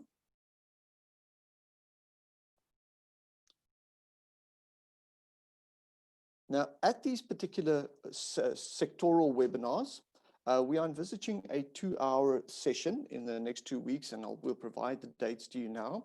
And in that particular webinar, and we present this so that those of you who are interested in the sector would understand what is being discussed and whether or not yourself or one of your colleagues from the organization you are representing should be present at these particular webinars. We'll obviously provide a brief background. Now, we deliberately had this intro session today so that we don't have to spend a lot of time explaining the background to both the PGDS and the Psdf in these sectoral webinars. We'll do it briefly and then move on to the actual discussion itself. We will set the tone with regards to not only the SPLUMA principles, which has been mentioned by Mrs. Dalgrande and also highlighted earlier by Mr. Maseko, but we'll also highlight per sector directives from other international and national and provincial policies which already exist. And that sort of just sets the tone so that everybody at the webinar understands what we are focusing on and what we are trying to achieve. We will then present a few known challenges. As part of the process, we have started with the status quo analysis, an analysis and mapping of certain issues which are already known from a social perspective, economic perspective, infrastructure, etc. And we'll present that very briefly. So it's not necessarily a presentation of the status quo findings, but a presentation of the first understanding that we have received in terms of the province itself. And what's very important is we are asking the role players at these sector departments representing some of the social and economic and infrastructure environmental partnerships in the province to ground truth this for us, to indicate to us whether or not that data is accurate, to indicate if there's any additional data sources that we should be referred to, which is important to us. And also that assists us in listing the final challenges that we need to address. At this stage, I want to say that these webinars are gaining inputs not only for the Psdf, they're also gaining inputs directly for the PGDS, because a lot of our development challenges has got a spatial component, but some of them might not, and the answer or the solution might be more structural. So we are looking a little bit wider than just spatial issues. From those identified issues, we will start asking questions about drivers of change. In other words, how can we affect change? What's the key elements that needs to be addressed? You cannot just head straight on and say we need to solve a problem without understanding what causes that problem. So we will dig a little bit deeper. And then for the last part of the webinars, we'll be asking questions about anticipated outcomes. What is the vision? What is the solutions that might already be existing? Now, 2 hours is not a long time, so we will not necessarily be able to gather all of this information. So what we'll be doing during the webinar, for all of those who attend and all of those who have registered for today, we will also email a brief questionnaire per sector. So that questionnaire will ask the same questions that we'll be asking within the webinar. It'll ask about role players that we might not have identified yet, data sources, policy documents, etc., which you feel we need to take cognizance of, and then as well as ground truthing these challenges and potential solutions. So if you cannot attend these webinars, and also there's a capacity issue with the platform we are using, please be assured that we would like to get your inputs through those webinars.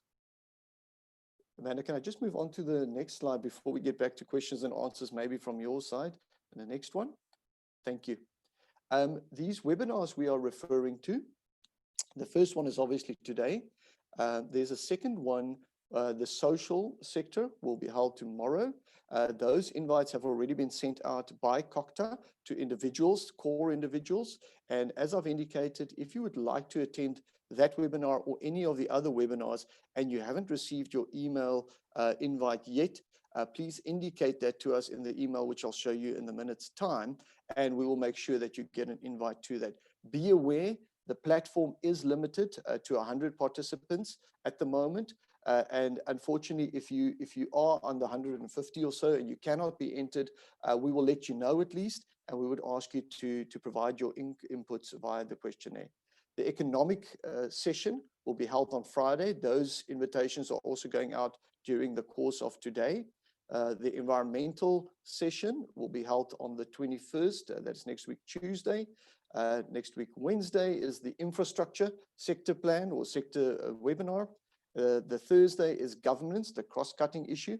And very importantly on this slide, as soon as we have gathered issues and identify the issues and potential outcomes from these sector webinars, we will have a much broader section with all the role plays in terms of municipalities.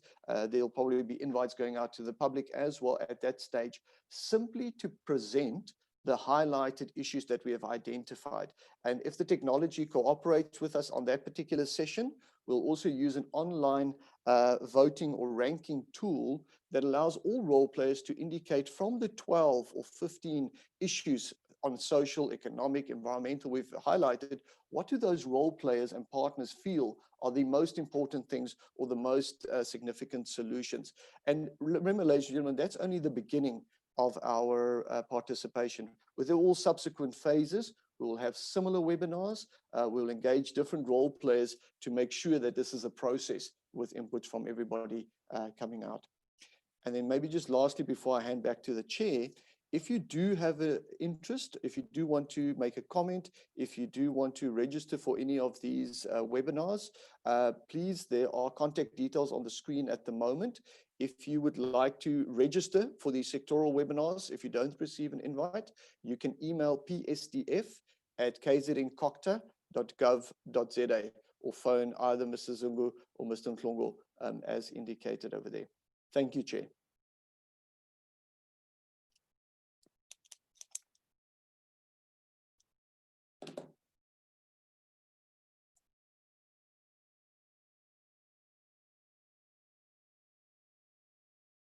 Thank you, Mr. Thompson and Mr. Sibongiseni Masego for the presentation and guidance in terms of what will follow in terms of the following webinars. Just a quick summary on Mr. Sibongiseni's presentation. He alluded to the fact that we are doing this within the aspect of the legislation, which is PLUMA, and he highlighted the various sections within the Act which guide the development of PSDFs. He has also highlighted the fact that we are doing this as part of a program which is structured, and it's an 18-month process and is closely aligned to the PGDS. And he has indicated the fact that in terms of our program, we have now concluded the inception phase. We are now in the second phase, which will complete at the end of September, where we are looking at our policy directives and vision directives. And with regards to that, we have completed all the necessary requirements for the policy narratives, looking at the various policy directives from a national level as well as international aspect. We are currently looking at the vision imperatives, and this is where we require a lot of intervention and comments from our key stakeholders. In this regard, he has also indicated that following from that process, we'll then move into looking at our special challenges and opportunities, where we will highlight the various areas in terms of integrating the various aspects in terms of the policy, but looking directly at the various impacts in terms of the province, looking at areas where we are hardest hit in terms of your impacts such as COVID-19, poverty and the likes, and moving along will then develop a very smart proposal or strategy that will address how we want to address those various issues. And then looking at the next phase, which would be the implementation phase, which will incorporate the various aspects in terms of a capital investment framework and your institutional arrangements that will ensure that whatever plans that we put in place are capable for being implemented. and there would be a monitoring and evaluation of the plans that we do. In all this, what will then lead into a process of us finalizing a draft that will require the various stakeholders to input and comment, and the stakeholder engagement is very much critical. And what the colleagues have stressed is the fact that prior to COVID-19, we were expecting to have a big mama of an intervention in terms of stakeholder engagement, where we're going to have a big public participation forum and workshop, a full day workshop. But because now we are in the COVID-19 stage, we then have to use the smart approach of virtual meetings. We have also planned a number of follow-up webinars, as Mr. Ryan Thompson has highlighted, starting tomorrow, where we'll be looking at various themes from your social, which is tomorrow, economic, which is on Friday, and infrastructure and governance following on the following week. And then we'll round up with a webinar where we'll then be looking at what is it that we have consolidated, what are some of the aspects, and noting the fact that we are limited on the platforms. We'll also be sending out questionnaires so that we can have input forwarded to us as part of those targeted workshops. And we will plead that colleagues and participants and stakeholders do avail themselves and do provide the necessary comments. A website has been alluded to in terms of the KZN, is www.kznCogta.gov/PSDF, where we'll be posting most of the documents and the products during the course of the process. You can also get into contact with us by emailing us if you have not received the invite, as invite has already been sent out for tomorrow's webinar. You can then email us on psdf@kzncogta.gov.za. You can also be in contact with us via the telephone. You can phone in as well. I think that sort of rounds off the presentations that we were expecting for the day. We are now moving into the question and answer session. I will then call upon a colleague of mine from COGTA, Mr. Rushton, who will lead us in the comments and questioning phase, and the panelists to then come on board and respond accordingly. Mr. Rushton.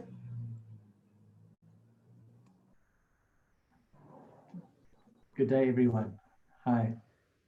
Okay, let's just jump into it straight away. One of the first comments was made on, we really need to maybe look back and see where have we come from, what has happened so far in transformation. Nokwanda Malinga raised this. What is the progress with spatial transformation, let's say in townships, in the rural areas? What is the degree of change? How is accessibility to social services, to economic opportunities happening in priority and disadvantaged areas? Amanda, I'll leave you to direct or see which panel member is going to try and address that. There have been a couple of written comments given along the way. So I won't capture those. I'll just raise the questions. Okay, Mr. Rushton, if you can give us maybe a round of 5 questions. 5 questions. And then okay. I'll give guidance in terms of who would address those questions for us. Let me pick up on one that was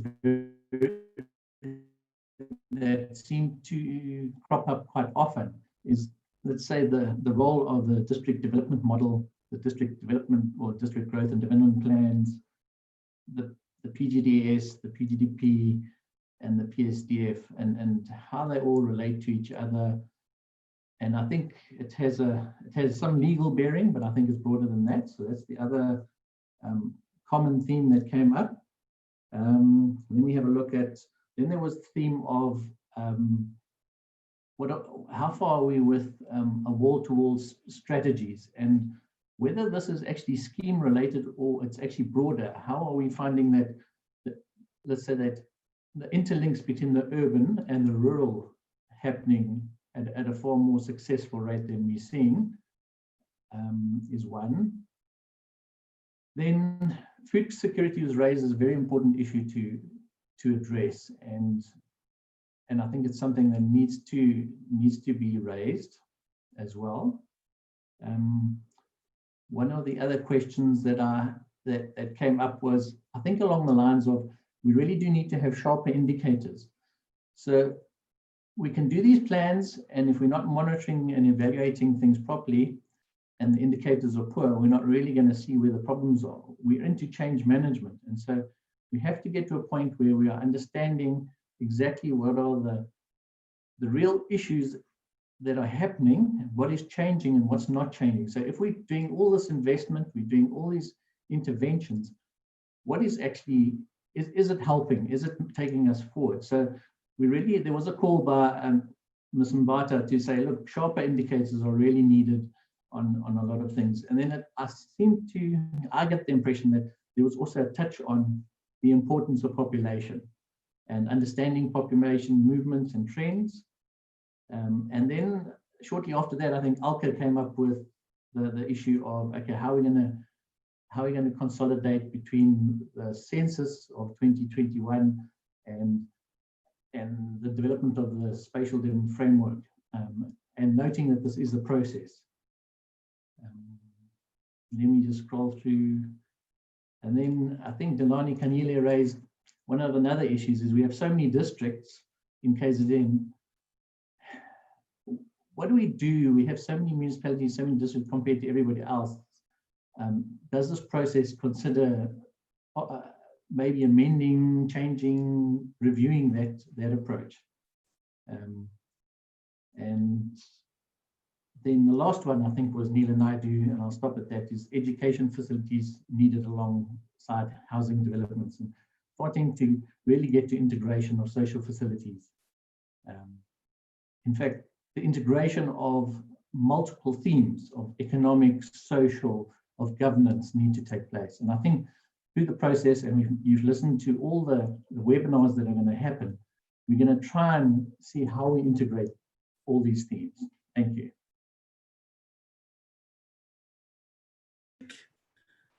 Let me indicate that we'll then ask Mrs. Lisa De Grande to assist us with the aspect with regards to what is the aspect in terms of aligning. I think there was a question also that you alluded to. You mentioned half of it from Delani in terms of the districts. He also mentioned what is the alignment between the DDM and the Psdf. So that aspect, I'll ask Mrs. Lisa De Grande to just highlight what is the approach in terms of the DDM and how is it aligned to the Psdf. Mr. Sbongiseni Masego, if you can address the two questions on one, the population movement and the incorporation of census information and trends in the Psdf, how are we going to address that? Secondly, the aspect with regards to the alignment or the need to align the education facilities alongside the housing developments. Mrs. Milner, if you can assist us with the questions of smart indicators in the developments, and to say that how are we going to ensure that the plannings that we're doing is not just merely plans, but in terms of implementation will be critical in ensuring that we achieve the desired outcomes and impacts. And I will assist with the, lastly, I'll come in and address the issue of achieving the wall-to-wall strategy development in terms of rural and urban being assisted by Mrs. Zungu, if she can be able to come through. Thanks. Mrs. De Grande. Thank you. Thank you, Chair.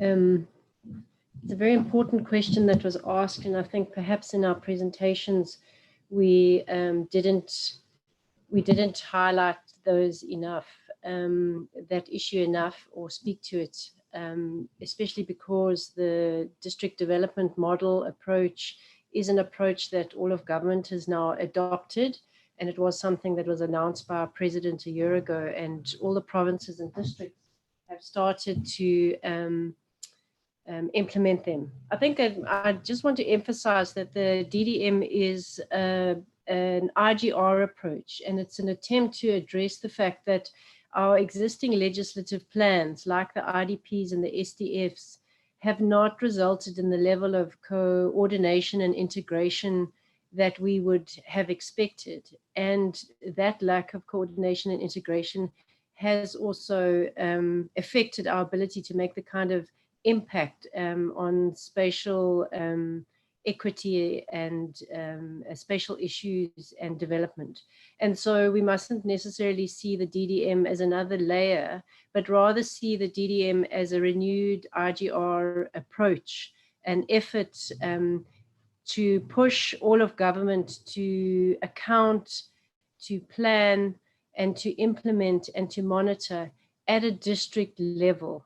And in other words, closer to the local sphere of government, and to try to improve the way or the content or the coordination and collaboration that should be taking place in the IDPs and the SDF processes. So it doesn't replace those plans. Those are legislative plans, but it's a mechanism that we are putting in place at district and metro levels to ensure that we get better quality plans, better integrated implementation, and better outcomes, and that we are accountable as all of government at that district level. And this means that we not only are going to be looking at the and drawing from the existing IDPs and SDFs, so they become very important documents that we focus on and improve, but we're going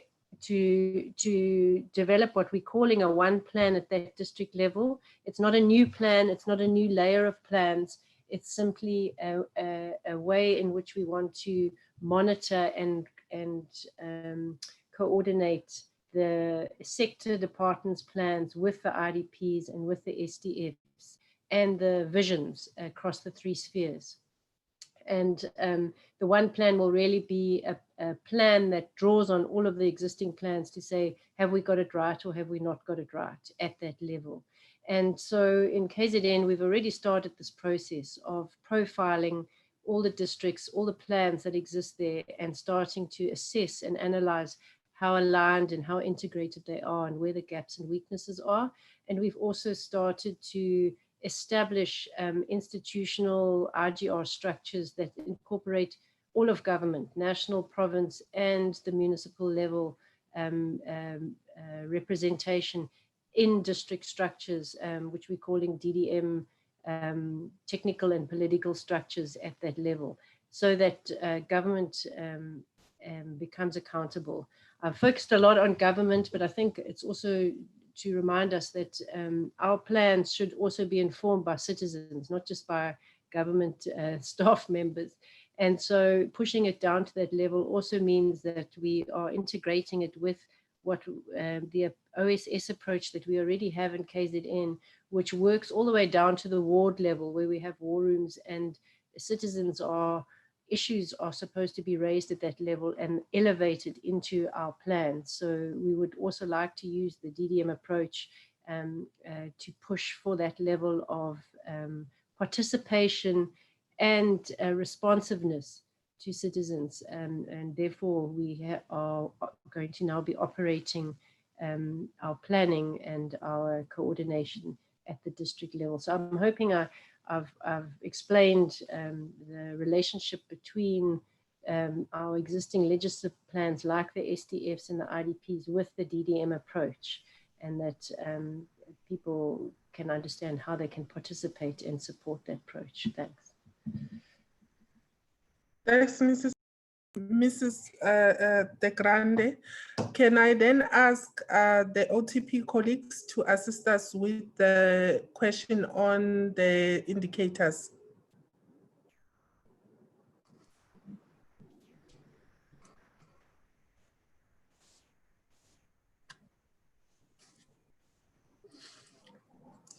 Hi, colleagues, can you hear me? Yes, Matty, we can hear you. Would also like to see you. Thank you. I'm trying to get that to work, but for today, I'm being sabotaged with technology. Okay. Okay. On the issue of indicators, I'm not going to go into the whole philosophy of indicator development. Amanda, can you hear me? Yes, we can. I'll just, okay, thank you. Right.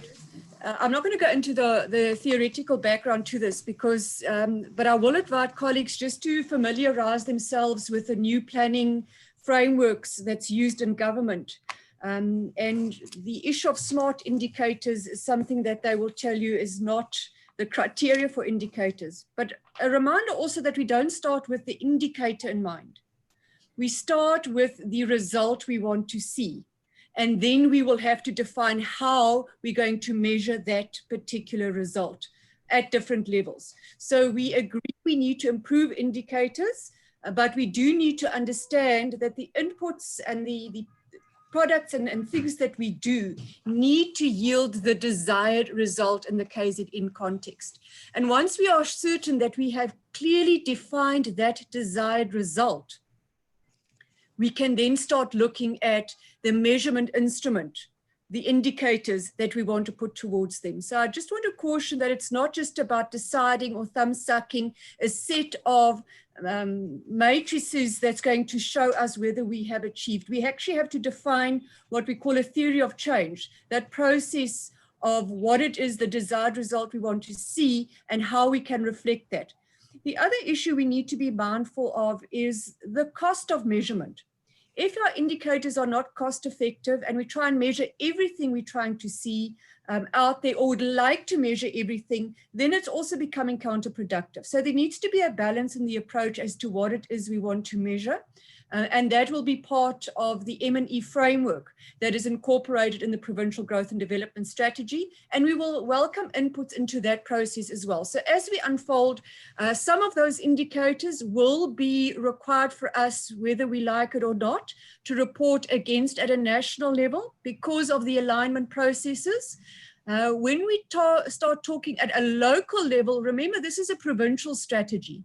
So the local level indicators is something that we need to look at very closely when our municipalities craft their ward-based plans, as well as that feeding into the integrated development plans and the district plans. So the local level indicators will by and large be as a result of what the localized planning interventions have yielded in terms of our measurements.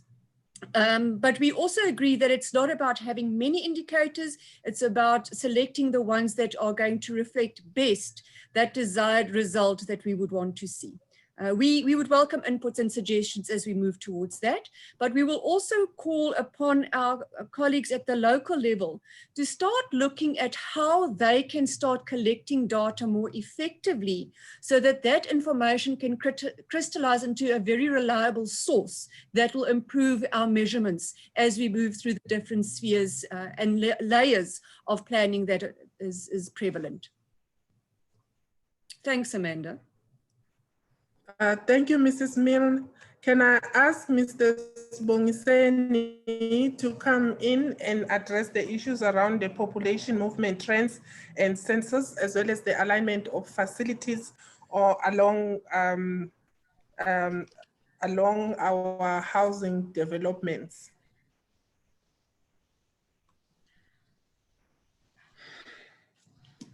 Hello, Chair. Chair, it says I can't start my video because the host has stopped it. If you can please look at that for me. Chair, there were two questions that I was asked to respond to. One relates to population movement. The second one relates to education and housing. And then there is one that relates to the issue of data. Chair, let me first indicate that we are using data from different sources. We are lucky in the sense that the NSDF is ahead of us and there is already a draft in place, and we are using some of the information that was collected as part of that. And in addition to that, the CSIR has done extensive work on modeling settlements, population movement throughout the country. And that data is also available for us, and we are making use of it.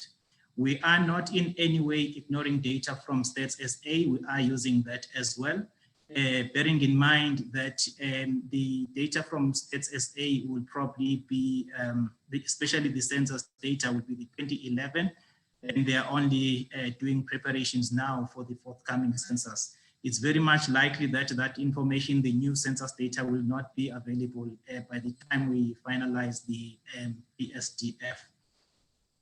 As part of using that data, Chair, we are identifying population movement patterns and trends.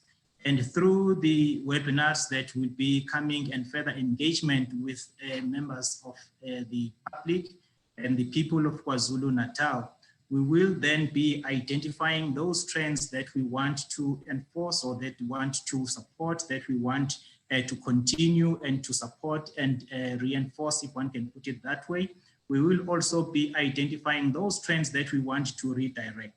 We do need to bear in mind that there are areas that are experiencing high population growth. There are also areas that are experiencing loss of population, where people are moving to other areas. You have areas along the coast that are under pressure at the moment, but we will be exploring all of this information in more detail. If participants or if the interested and affected parties can alert us to any other credible sources of data that we can use to kind of analyze these trends and patterns, and also to remodel KwaZulu-Natal, that will be highly appreciated. Chair, on the second one, we believe that the Psdf, like any other SDF, it's about human settlement and the associated land uses. It's where do people locate and where do they engage in various activities that supports their livelihoods. What then becomes important here is that the KZN we want is the KZN where indeed you do not have to walk 7 kilometers to access a school. It's a KZN where you do not have to commute a long distance to access employment opportunities. It's a KZN where some of these opportunities are within a walking distance or are within a short traveling distance. However, there are realities that we do need to bear in mind. Realities that we inherited from the colonial and the apartheid past. The reality is, Umlazi is where it is, and it's not gonna move at any time. Even if you look at it in relation to the CBD of eThekwini. The reality then, or the strategies then that we need to adopt are those that says, what is it that causes movement of people from such areas to where they can access opportunities? Is there any way in which we can transform some of these existing settlements from being just mere townships into functional, sustainable human settlements that generate various opportunities for different people? That would also include issues of access. In this regard, Chair, the Spluma principles become very, very much important and critical, especially the one that talks to spatial functionality or spatial efficiency, if one can put it that way, and also the one that talks to spatial justice. The first one, Chair, which is spatial efficiency or spatial efficiency, talks to issues of movement. People should not move. People should not incur unnecessary cost moving from one area to the other in order to access opportunities and facilities. We need to reduce that. The second one is then about access. We need to improve equitable access to facilities, to opportunities, and so on. So the issue of housing and education can also be looked as part of that, or will be considering it as part of that. We need to make sure that our human settlements are functional and they work for the people that reside in those settlements. Thank you, Chair. Thank you, Mr. Masego. Can I ask Mrs. Zungu if she is able to address the last question on the wall-to-wall incorporation of rural areas with special reference to wall-to-wall schemes?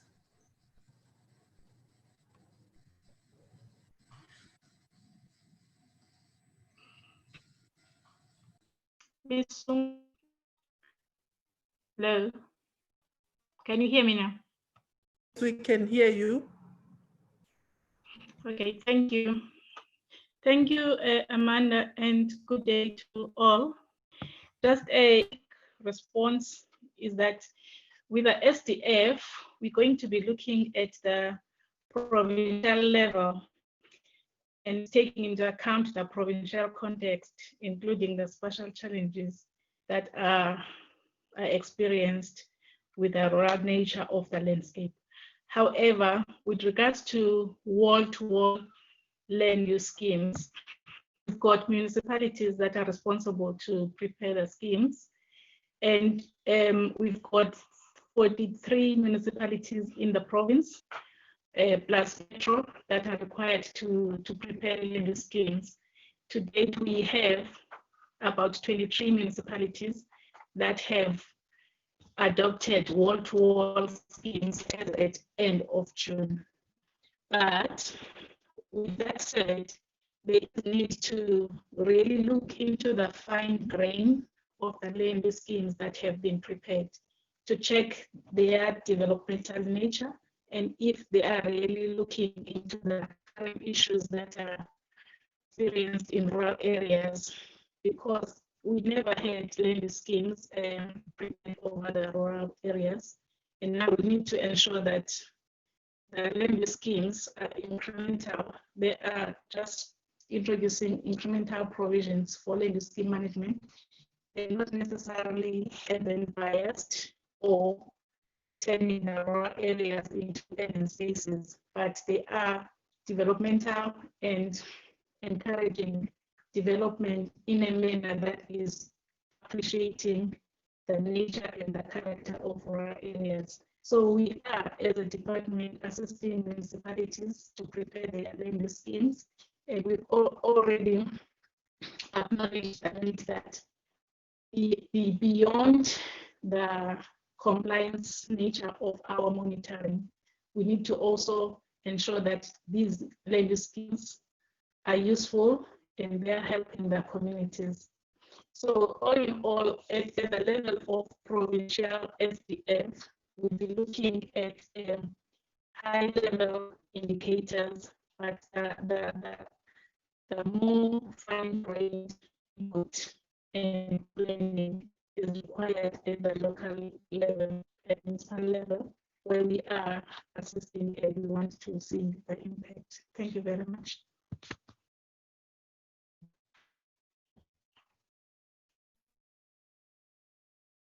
Zungu, thank you so much for addressing that question. Mr. Rushton has just a few more questions along the DDM process and the DGDP process. Maybe if you can give us those as the last round of questions, and we can ask Mrs. Mina to address the one on the alignments between the PGDS, DDM, and DGDP, and the one for the DDM, Mrs. De Grande will attend to those. Thank you. Mr. Rushton.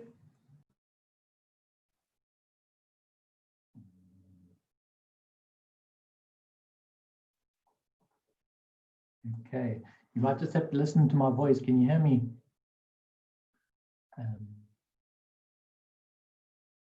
Okay. Yes, we can see you and hear you, Mr. Rashid. Okay. I think one question that came up again was the issue of conflicting legislation. There needs to be a resolution or solving that, and maybe that relates also to some of the plans that we have. There's all let's say different types of plans, and I don't want to raise the DDM thing again, but maybe, and hopefully Marty and team will talk to maybe just their view from the Commission side, how they envisage these plans fitting into each other. Then I'm looking at Sipamandla Mzela raised a number of issues from rural development, and I think I'm going to just pick up one of the issues is one of climate change and global warming, how we address that in the plan. And I think let's probably end off on something that's very topical is the issue of COVID. How that's a big question. How is COVID going to make us stand differently, respond differently, and in the best way possible? I think that's as much as I can remember and recall. Thank you. Thanks, Mr. Ashton. I will call upon the other members of the panel to also, once Mrs. De Grande and Mrs. Milne has attended to those questions, to also maybe indicate by a show of hand if they would also want to add on any of the issues that have been addressed. So I will then allow for that to happen as we are rounding off the question and answer session. Can I ask Mrs. De Grande to attend to the issues of DDM and conflicting legislation, Mrs. Milne, and climate change issues and COVID-19, if Mr. Masego can come in, and then after which, if any member of the commission also want to add, I mean, including our honorable MEC, if they also want to add on any of the issues that were raised and provide input, they are welcome to do that after those three panelists. Thank you.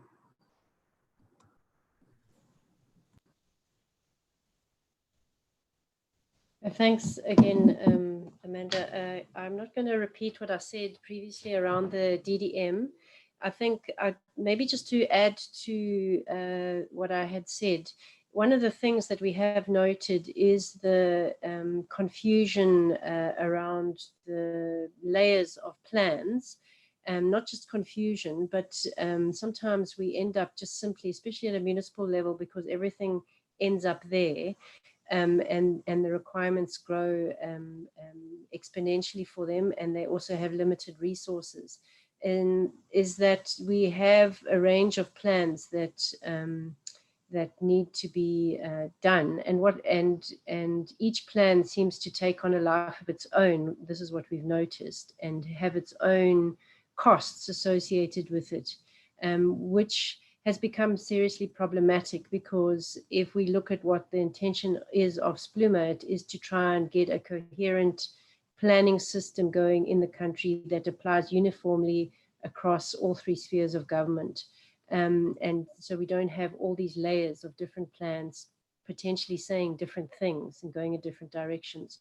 So we have noted that at a provincial level, and we have an action working group which is focusing on issues of spatial equity, where we have a range of sector departments participating and other stakeholders.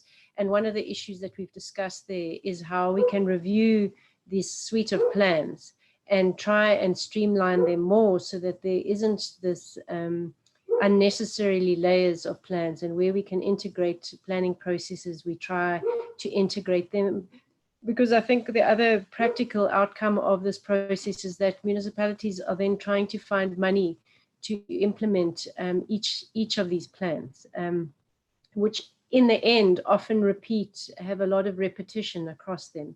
So we are in the process of doing a review of that at a provincial level, and we will be having discussions with municipalities about what our suggestions are.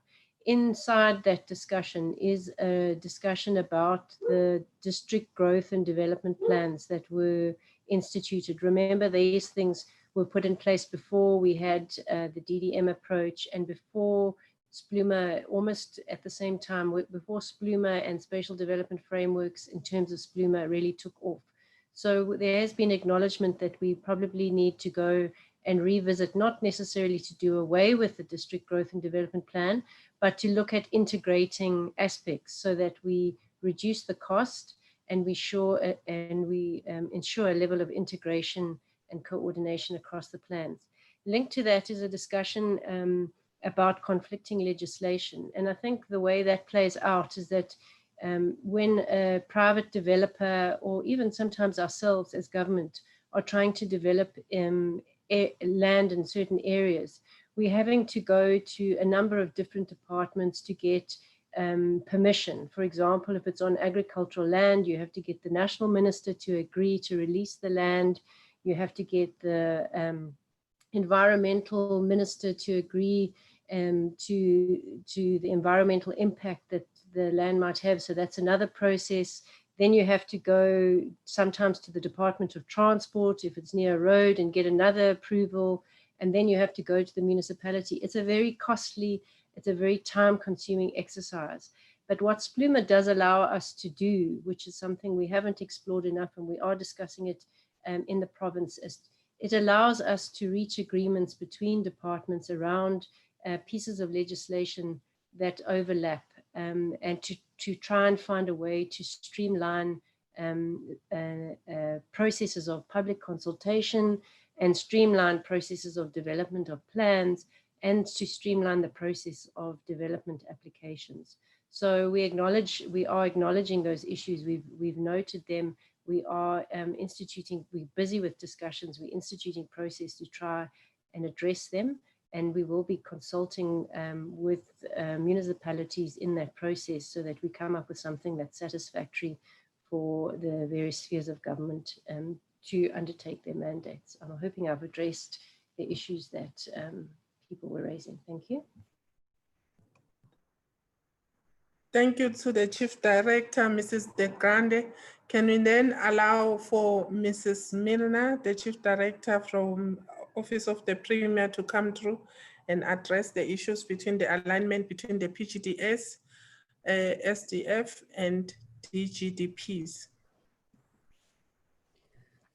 Thanks, Amanda. I think a lot of what Lisa has indicated in her response actually applies to this as well. So I don't want to repeat what Lisa has said, because it's the same principle that applies. But colleagues must also be mindful that what the PGDS does, similar to the NDP, it provides us the policy context as well. So it's the broad umbrella which will guide us in terms of our provincial priorities and linked to what we are trying to aspire for as a country. Now, we are realigning and rechecking ourselves at that provincial level. So therefore, as we work with our municipalities and implementing the district development model, as we move towards the one district, one plan, that alignment to the national process also needs to follow. And I think we do need to be very critical of ourselves, because we know that most of the districts had adopted district growth and development plans, except one that I can recall offhand, but there was work being done towards that plan in any case. But with the plans we saw coming through from the district growth and development plan, in some cases became copy and paste. I mean, we saw indicators and targets there that could never be performed at a district level, purely because it was the mandate of the Premier himself, and not something a district municipality, for example, would be able to do.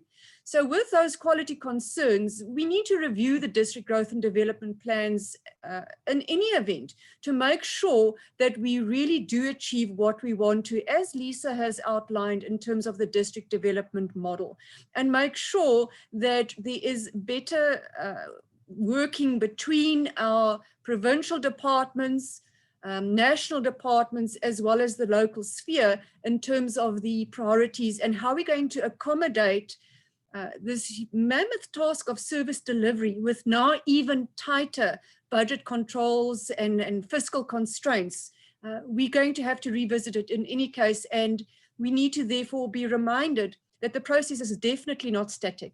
And as we move to keep updating our plans and moving forward, the same will then apply with the different spheres at a district and local level as well. So I think that's the one lesson we saw coming from COVID now, is how quickly we've had to adjust plans when needed. And this is what we're trying to aspire to as well, and making sure that we narrow the gap between the time delays of national and provincial and local planning.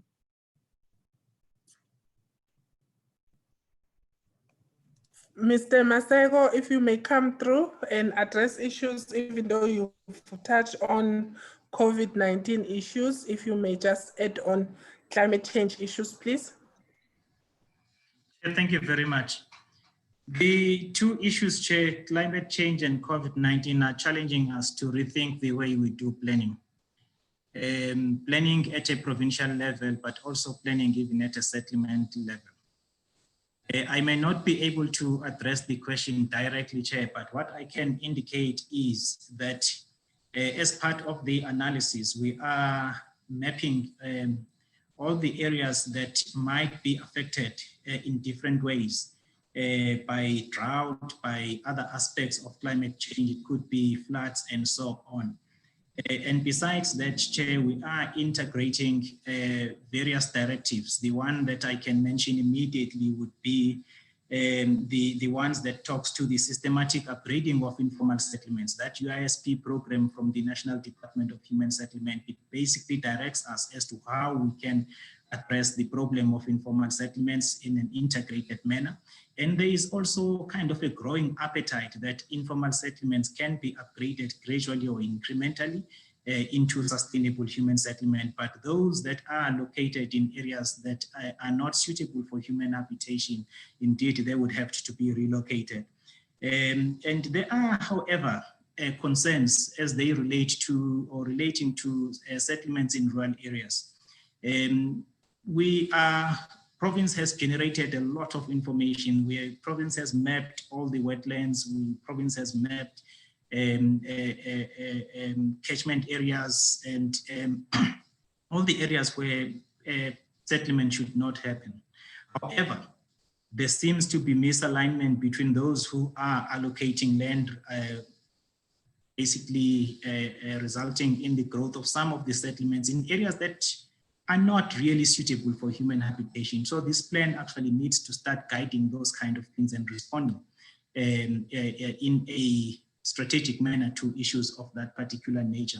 And as part of the implementation, which we'll deal with when we're dealing with the implementation plan, would be how then do we consolidate all this information and make it available in a simple, user-friendly manner to all those who are involved in issues of land use management, in land development, and decisions that relates to land management generally. The same, Chair, applies to COVID. Our settlements, maybe because we had never thought that we can have COVID. We may have had communicable diseases in the past. We managed to deal with them in a particular manner, but we had never thought that one day we would have something like COVID that spreads like wildfire. Basically, our settlements does allow for something like this to spread in a manner that it is spread. And it is now challenging us to rethink the way in which we model our settlements, in which we plan these settlements, and probably those who are even involved in the design of housing units, they need to rethink how they design their housing units in a manner that addresses issues of COVID-19. But in our case, Chair, it will be a case of mainstreaming the principle of spatial resilience and making sure that we're coming up with a Psdf that will enable province to guide different stakeholders in responding to these issues effectively, and again, be in a position to develop some of those in more detail in municipal SDFs and also regional SDFs. Thank you. Can I allow Professor Umila Bob, because she's also responding to the issues around COVID, to come in, please? Thereafter, we will invite Commissioner, the Deputy Commissioner, Mr. Mkhunu, to come through.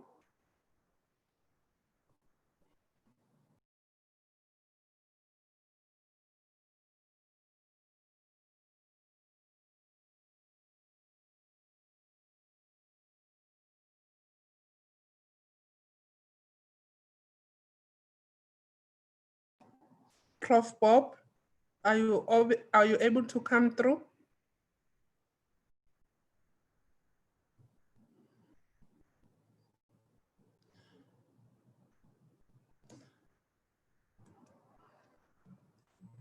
There's input that has been provided by Professor Bob with regards to COVID-19.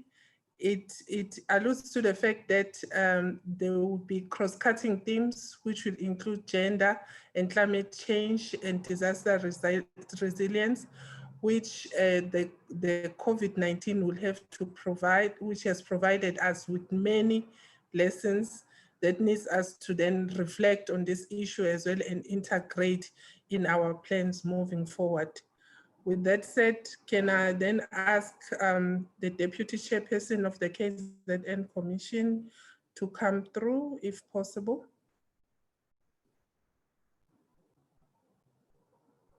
Other commissioners, you may come through as well before I hand over to Mr. Brooks to round the session off after the MEC.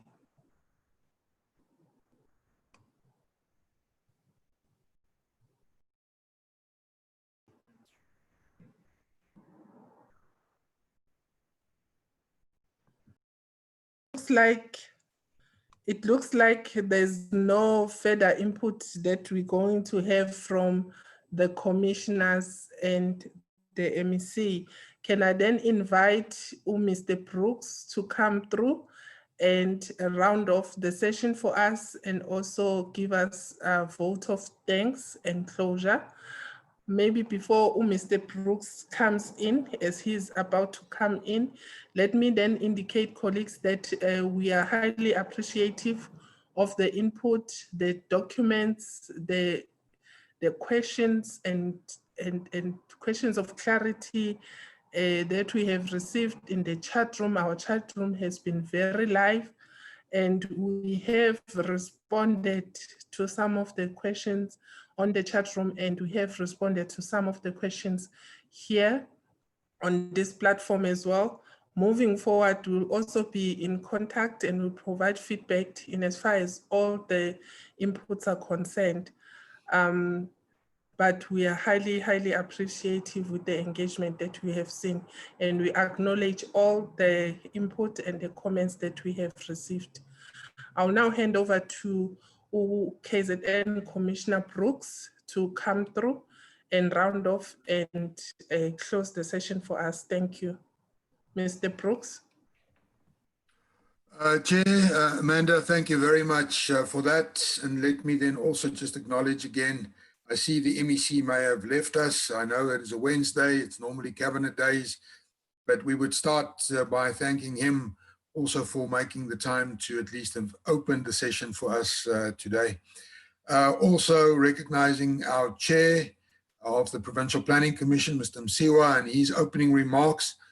And I'm really not going to try and recall or repeat everything that has been said in this webinar, but I think Mr. Msiwa, our chair, started off getting this webinar on really a good platform by emphasizing the manner in which the spatial development framework is absolutely integrally linked to the growth and development strategy for our province. And that since we're reviewing both of them at the moment, well, it makes sense to review both of them at the same time. And this webinar really is just indicated the strong synergies and collaboration that exists within provincial government, in particular this case between the Office of the Premier and COCTA, but I would like to say that that same synergy relates and exists right throughout provincial government. We also particularly appreciate the attendance of our Deputy Chair. I'm sorry I don't see, I can see him on the picture, but I couldn't hear him participate. Also other commissioners that have made themselves available to attend the webinar, thank you very much. I think to all the attendees of this webinar, you'll realize that as the Commission meets, it tries and keeps an eye on the overall review of the PGDS and all components of it. As we align this version of the PGDS with the priorities of the 6th administration, in particular also as it's pronounced in the new MTSF that we have at this stage. The presenters we've had, Team COCTA, Team Office of the Premier, thanks very much for all the preparations that you've made for this. But then in particular, the attendees, I mean, all the panelists and attendees, I have my eye here on, I see we're now down to 77, but at one stage we had way over 140 participants in this webinar, which I think is really excellent. We've said it a couple of times already in this webinar, these are not ideal times for stakeholder engagement. We have to make use of what we have, and I think the electronic media that we're using at the moment is catapulting us literally into the 4th industrial revolution. We're almost being taken by the scruffs of our necks and pulled into this 4th industrial revolution, kicking and screaming, some of us. But this, I think, was a wonderful example of how we can still engage with one another in a safe manner, and that we can certainly still get good inputs through this media that we have. The seminar or the webinars that are coming up, the sectoral ones, we really would like to encourage everyone to please participate also in those, and then also keep your eyes open for similar webinars or engagements, electronic engagements via the Office of the Premier and the Provincial Planning Commission on the review of our growth and development strategy. I think Amanda and all participants, all dignitaries in this webinar, we all remain very committed to making sure that we deliver the best possible products that our province and our people of this province expects us to deliver. And even now more so than ever, I've long had the saying that plans are good, plans are necessary, are never as good or as necessary when times are tough. When things are easy, you relatively meander quite easily through problems, and resources are available to deal with them. At this stage, we know we don't have the resources, we don't have the luxury of face-to-face engagements, we don't have the luxury of time. Our people are in desperate need. Our unemployment figures are way beyond 50% at this stage. We're seeing an influx of people and migration to our urban areas. We see what a risk that poses further for COVID and for a number of other of the social ills we have, for poverty in general. So let us all stay close to one another, as close as social distancing will allow us. Please keep on participating in platforms like this. It is really intended for us to collectively come up with the actions that we need to make sure that we deliver the next 5 years that can help our province to get to another level. I thank you very much for that opportunity, and thank you to all of you. I think with that, we then close the webinar, and hopefully we'll see most of you at the social webinar then tomorrow. Thank you, and please go well. I won't say travel safe, because I hope most of you are working from home anyway. I thank you.